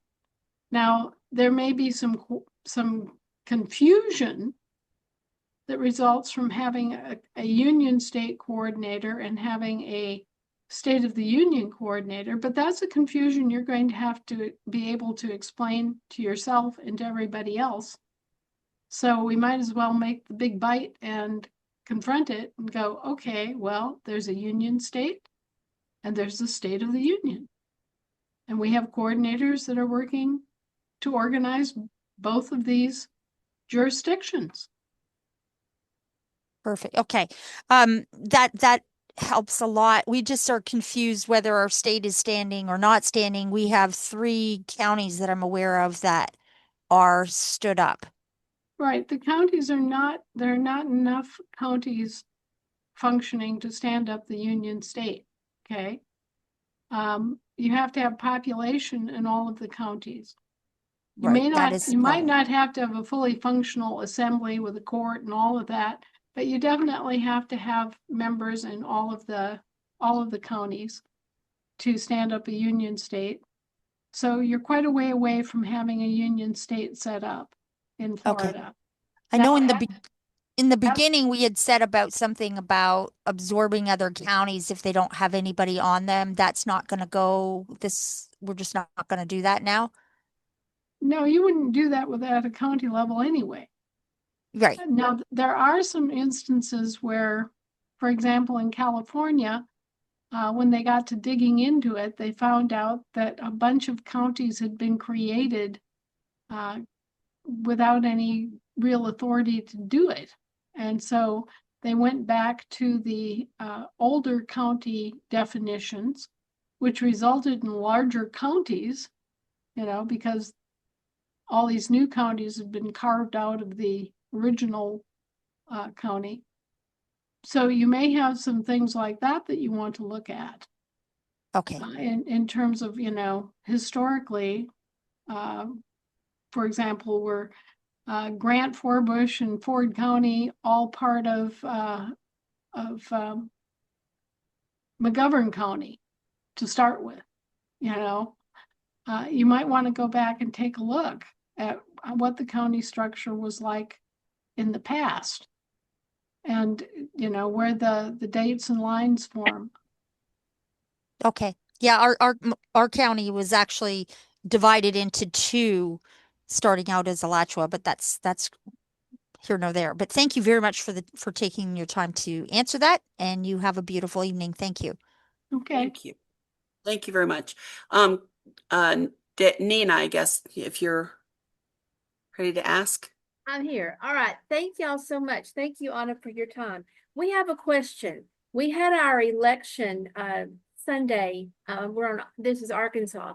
We had our Arkansas elections on Sunday, and we were so excited about it. Our election committee met on Wednesday of this week, and we were going through everything. Whenever we put the roster out, everyone volunteered. We got it posted on our Arkansas website. It was on the Facebook page for about 20 days of the month, for the 30 days. So we did all of that. We had our election on Sunday. Then we met on Wednesday and we were talking. We realized that the only place that we posted the roster of potential candidates was on our Arkansas website, our Arkansas Assembly website. So our question is this: is that sufficient for it to have been posted for the public, or do we need to start all over again are we going to lose 30 days, which is okay, we want to do it right, and we need to know what you have to say about that. And did I make that clear? Or well, typically what we do is we put out a little blurb in the local newspaper or the shopper. We put up flyers on the bulletin boards around town. We try to make an outreach to the public to give them notice that, hey, there's an election happening, and maybe you need to get yourself situated so that you can qualify to vote in it. Maybe you need to do your declaration and move in this direction. Now, if you have, you have an Arkansas website and you put that up, that's going to reach all of your members, but it's not necessarily going to reach the general public. And because we're trying to serve the general public, you know, it's a public organization, and a public government. We do things like the flyers. We might do door-to-door campaigns. We might put out ads in like the weekly shoppers, you know, where the coupon clippers go, and do that kind of outreach prior to an election so that the general public has some notification of it. So it sounds to me like you need to go back and do that step over. Okay, that's exactly what we're gonna do. We just wanted to be certain, because tomorrow is the day that we need to publicize, if this was okay, we need to publicize the results of the election. So we didn't want to get ahead of ourselves, which is why we needed to get an answer from you. So thank you. Thank you so very much. And we will step back and start this all over and get that initial public notice. We'll get it posted up to the general public, and we'll move on from there. Thank you so much. Yeah, it's hard because, you know, who's the public anymore, right? Yeah, but we don't want to leave any wiggle room. We want to make sure it's right, and no one can come in with any questions. So we're good. That's right. Start over. All right. Thank you so much. Appreciate it. Awesome. You can show Thanks, your Nina. good faith. All right. Anna, how are you doing? And we are right at a little less than 2 hours. 3 minutes less. Yes, I know. Well, we started at 9:15, so yeah. Okay, so let's go another 15 minutes and call it quits. Okay, guys? Okay, quick Let's go as questions. fast Go as ahead. we can. Go ahead, Gerda. Yes, hi Anna, hi everybody. I'm wondering, Anna, if you could make a comment about Revenue Canada or the CRA. Well, here's the deal with Canada. Canada has always had the option to be a state. It's always been there on the table since the days of the grant to the Hudson Bay Company. So they have the right to apply for territorial statehood, which is not full statehood, right? But they can petition the British territorial government to be accepted as a territorial state, or, you know, a territory. And because these provinces, Manitoba, Saskatchewan, Alberta, they're all at a state of having more than 60,000 people. They are all in a position where they have towns and roads and bridges and other things that go into a state, right? So they are already qualified when they walk through the door to apply for and receive State of the Union status and to have their land claims honored. And what I've been afraid of is that the present leadership of, say, Alberta, wanting to become a State of the Union, doesn't quite know what a State of the Union is, and can be, you know, basically boondoggled into being a territorial state instead of being a true State of the Union. And that would be bad for them and for us, because they would then fall under the same sort of British regime that we've been struggling with. And when we moved to enroll them as a true State of the Union, which would be good for them because they would gain control of their land mass, right? They might resist and think that we were doing something terrible, because it will mean that they are under the American government, not the British government. You see? And so I want them to know going into this that, you know, you're giving up the king, okay? He's going away. If you're going to be part of this government, you're going to be a State of the Union in short order. You know, you can go ahead and apply to be a territorial state, but within a short period of time, the provisions of the Northwest Ordinance are going to kick in, and our states are going to look at it and they're going to say, okay, well, you qualify, you have passed through all of the development required for a territory, and boom, there you are, you're a State of the Union. and you have your control of your land mass and your soil and your water and your air, and you're a member of the Federation of States and all this good stuff, and it's a good thing. However, it's different than territorial stated. You're no longer going to be under British law. You're no longer going to be under the king. You're no longer going to have money that has a king or a queen's face on it. You're going to be functioning as part of this section of North America, right? So it's going to be significantly different. And there are good things and bad things about it. But I think they need to be forewarned and told, okay, well, this is not going to be just a name change. This is going to be a change of government. It's going to be a change in your ability to rule your own selves, okay, which you probably want. But along with that, there won't be a nanny state and there won't be a king. And unless you're involved in something that really is regulated by the British territorial government, all the familiar landmarks of the British regime are going to fade into the distance.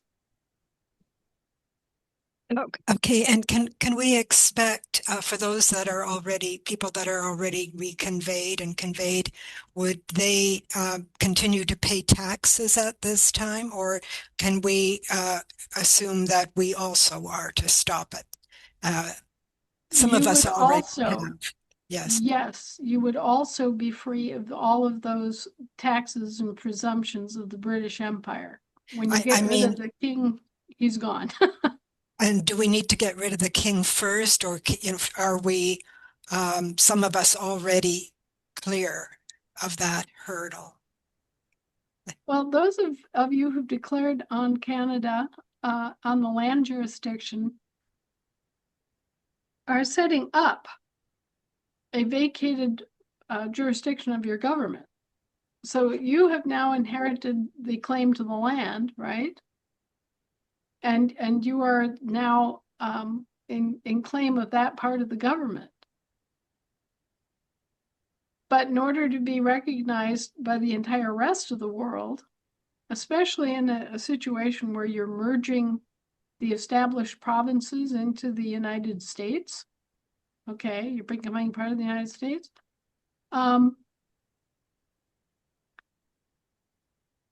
these are things that are going to have to be discussed. There's going to have to be some sort of an public education go on. Probably ads, probably leaflets, something explaining to people what this means.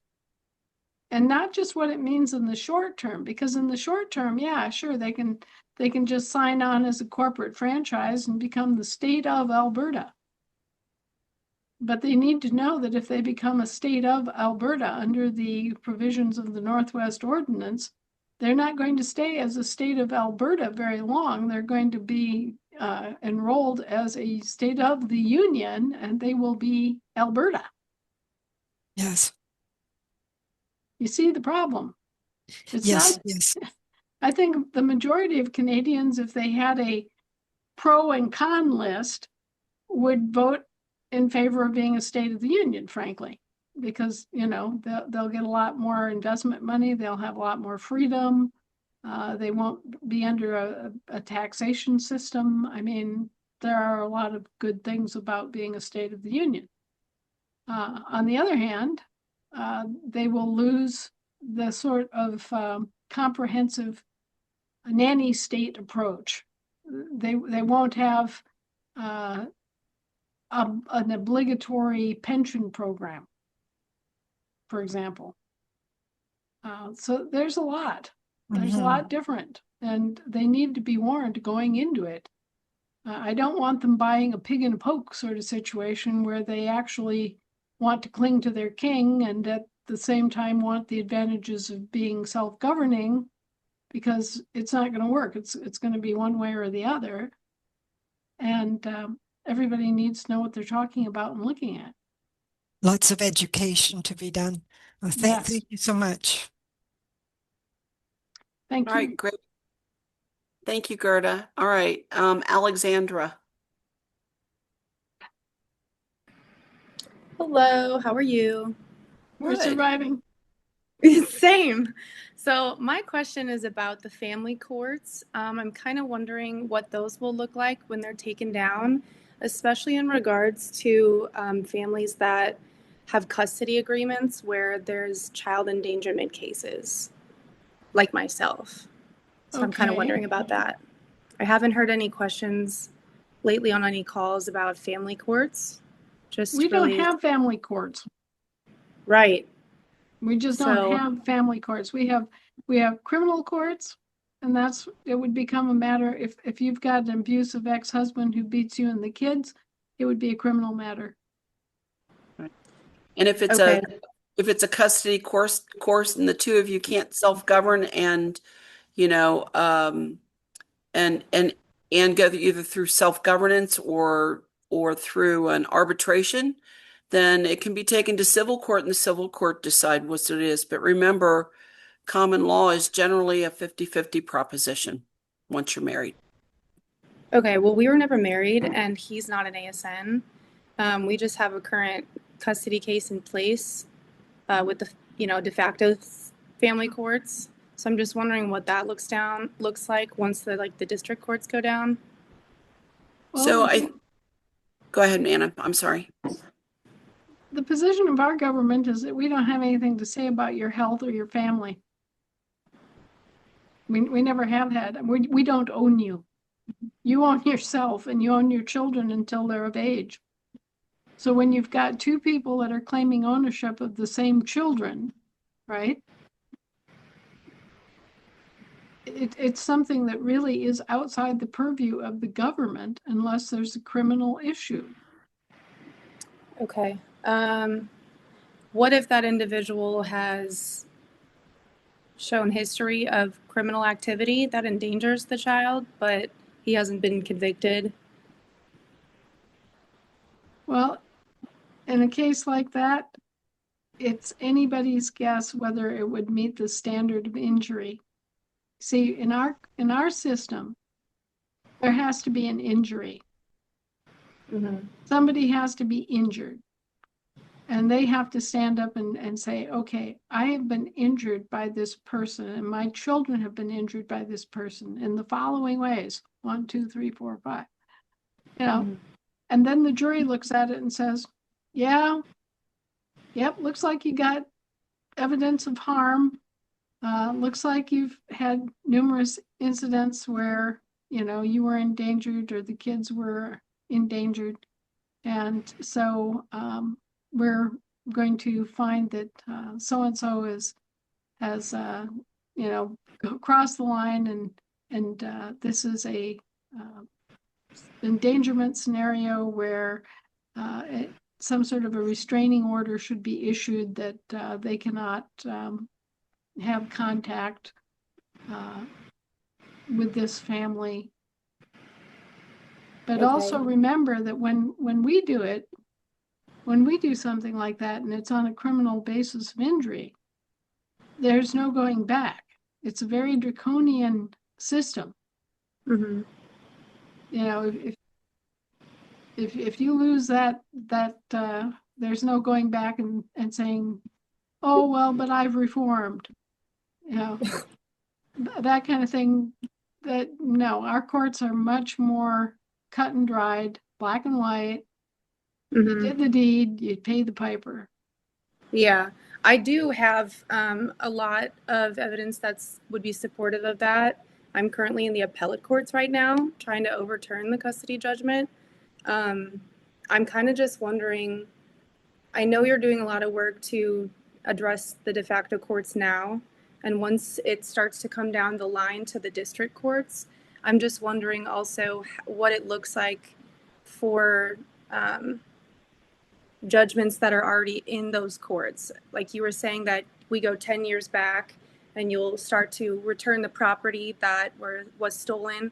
I'm just wondering how that ties into the family courts of what judgments are currently in place now. In their courts, you are property. Mm-hmm. In their courts, your marriage is a joint venture between businesses. And your children are products of the joint venture. Okay. And so their courts come in and they decide who gets what percentage of the inventory. Right. You know, they're not looking at this and cannot afford to look at it in terms of living people because they don't address living people, right? Mm-hmm. So for them, it's just a matter of, okay, well, he gets half the inventory and she gets half the inventory. And what that means is that you get joint custody 50-50, okay? Mm-hmm. With our courts, it doesn't work that way. If people are going to split up, there's going to have to be either a shared custody 50-50, and each person is going to have to be responsible for that, or there's going to be 100% custody, and that's that. Mm-hmm. Even if you were never married? We were never married. Well, that is a question where the mother would have the interest in them because she actually produced them. Mm-hmm. Okay. And I'll remind you too, Alexandra, that Doug Minnick and Christy Leeper have a great litigation call, and Christy has Oh, one. I've gone on it. Yeah, I've been talking with Christy for the past year. Yeah. So that's why the mother gets the custody in a lot of cases. That's not always fair to the father. But well, there's been a long documented history of significant harm and endangerment, which is why it's such a concern, which is why I'm in the appellate courts right now. I'm actually working on my brief tonight right now. So my main concern is just what happens to the de facto courts and what happens to those custody judgments as you are taking the time to come down the line on all these courts and shutting them down. yeah, well, we probably won't get to the municipal courts right away because the just shutting down the district courts and getting the material back to the actual owners is going to be a major endeavor. Mm. So I wouldn't worry about it being immediate, but probably within the year, we'll start working on all the municipal courts that have, proliferated, trying to offer a venue for these kinds of interpersonal battles to be resolved. And the government, our government, has taken the stance that it's not the government's business. The only time that the government has a valid interest is when children have been abused or abandoned. Mm-hmm. Okay. All right. Thanks, Alexandra. Thank you so much. All right. Yeah. We don't claim an ownership interest. Right. Right. Okay. Sarah, real quick.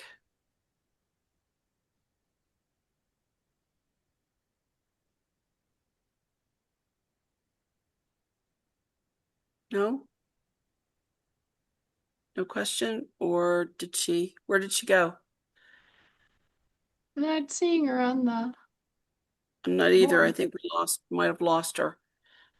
Okay. We'll move on. Dorothea, No, she's right there. is she? We're not hearing her.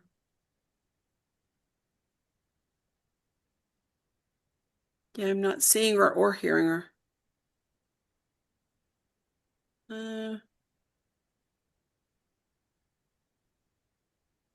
I'm sorry. If you can figure out your mark and come back.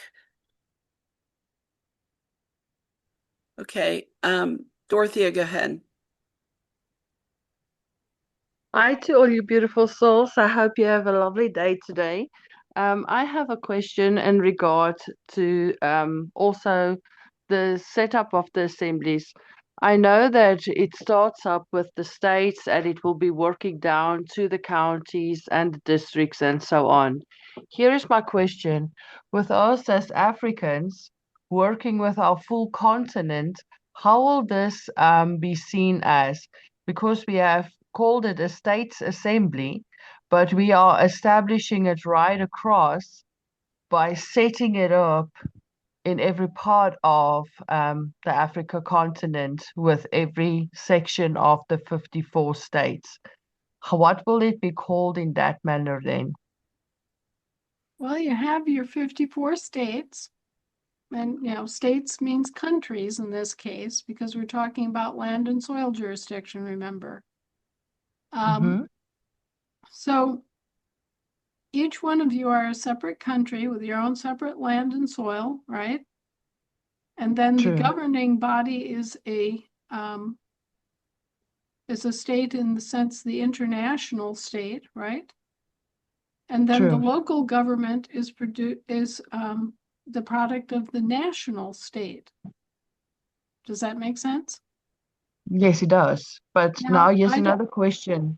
So at the end of it, we will, if let's say we have one main coordinator attaching into the Africa States Assembly, it will then be 54 coordinators mainly of each state, and they can have also coordinators in the sense of having county coordinators or district coordinators. Am I correct then? It depends Am on I what you now? want to call it.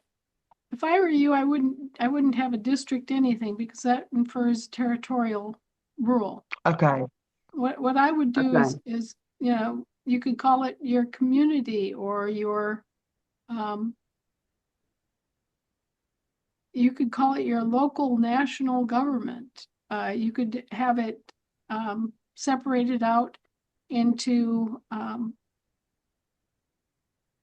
population centers. You can organize it however you want. Traditionally, we had counties, but that isn't saying that you have to have counties. You could have agricultural communities. You could have some sort of a land jurisdiction or soil jurisdiction units that you come up with a name for. So we can have it like community coordinators because of the fact that there's a lot of tribal people or souls upon our soil where we have kingdoms. Well, yeah, absolutely. They have their own nations. The problem with the native nations is that they don't necessarily respect the state borders. Okay, so what we've done in this country forever and ever is have dual nationality. And when it comes to your local government, each one of you have your own local government. So, our system was the counties. You could have had shires, you could have had parishes, you could have had, all sorts of other names for your local county units. And it's what your tradition is. I'm not sure what they call them in Holland or Belgium, or England is counties. In Germany you have principalities. Canada has provinces, its own things. So it's kind of a matter of just naming things, naming units of local government. Okay, I got it. Then I have one more question, if it's okay. So, with us, we are busy in the process of establishing or trying to put up the court as well as we building the states assemblies. But here is the thing. We founded this group of amazing souls that's actually standing up against the government at this point by bringing them to a point where they want to keep them accountable according to the Constitution because they're out of line even with the Constitution hereby us. But now my question is, if these people or souls are not reconvenant, but they know the truth in the fullness of, they should rather get first reconveyance. Is that right? Will they be able to work in all three jurisdictions as well, or how will this work? Well, look at it this way. The land and soil are the preeminent jurisdictions, right? They're what found your country. They're what claim your country as your country, right? So if Yes. you don't have land and soil, you don't have sea and air. True. Okay, so you start out with your land and soil and you go from there. And the other people that are trying to do this without first establishing their lawful standing are likely not to have legal standing either because of what I just told you. If you don't have lawful standing, then you don't have the basis for legal standing either. So they should reconvey so that they can function in all four principal jurisdictions. And it will not influence anything in the fact that they are busy already with cases in court regarding, let's say, our government positions where they have taken them to court. Well, it does change them from approaching it from inside the box versus outside the box. Got it. Okay, thank you, Okay. Dorothy. Thank you. You're welcome. All right, Hannah, how you doing? Bless you. I'm sneezing and I'm losing my voice, but other than Okay. that, I'm doing fine. Okay, do you want to continue a couple more questions? I Or you think I'm want to ready hang it up? We're at We're almost past. Yeah. We're an hour and almost 15 minutes past. I think All we right. should call it for tonight. And anybody that has questions, just send them on to me. Okay. All right. Great. Well, thank you, everyone. I appreciate it. I appreciate you, sticking to the one question and being considerate of each other.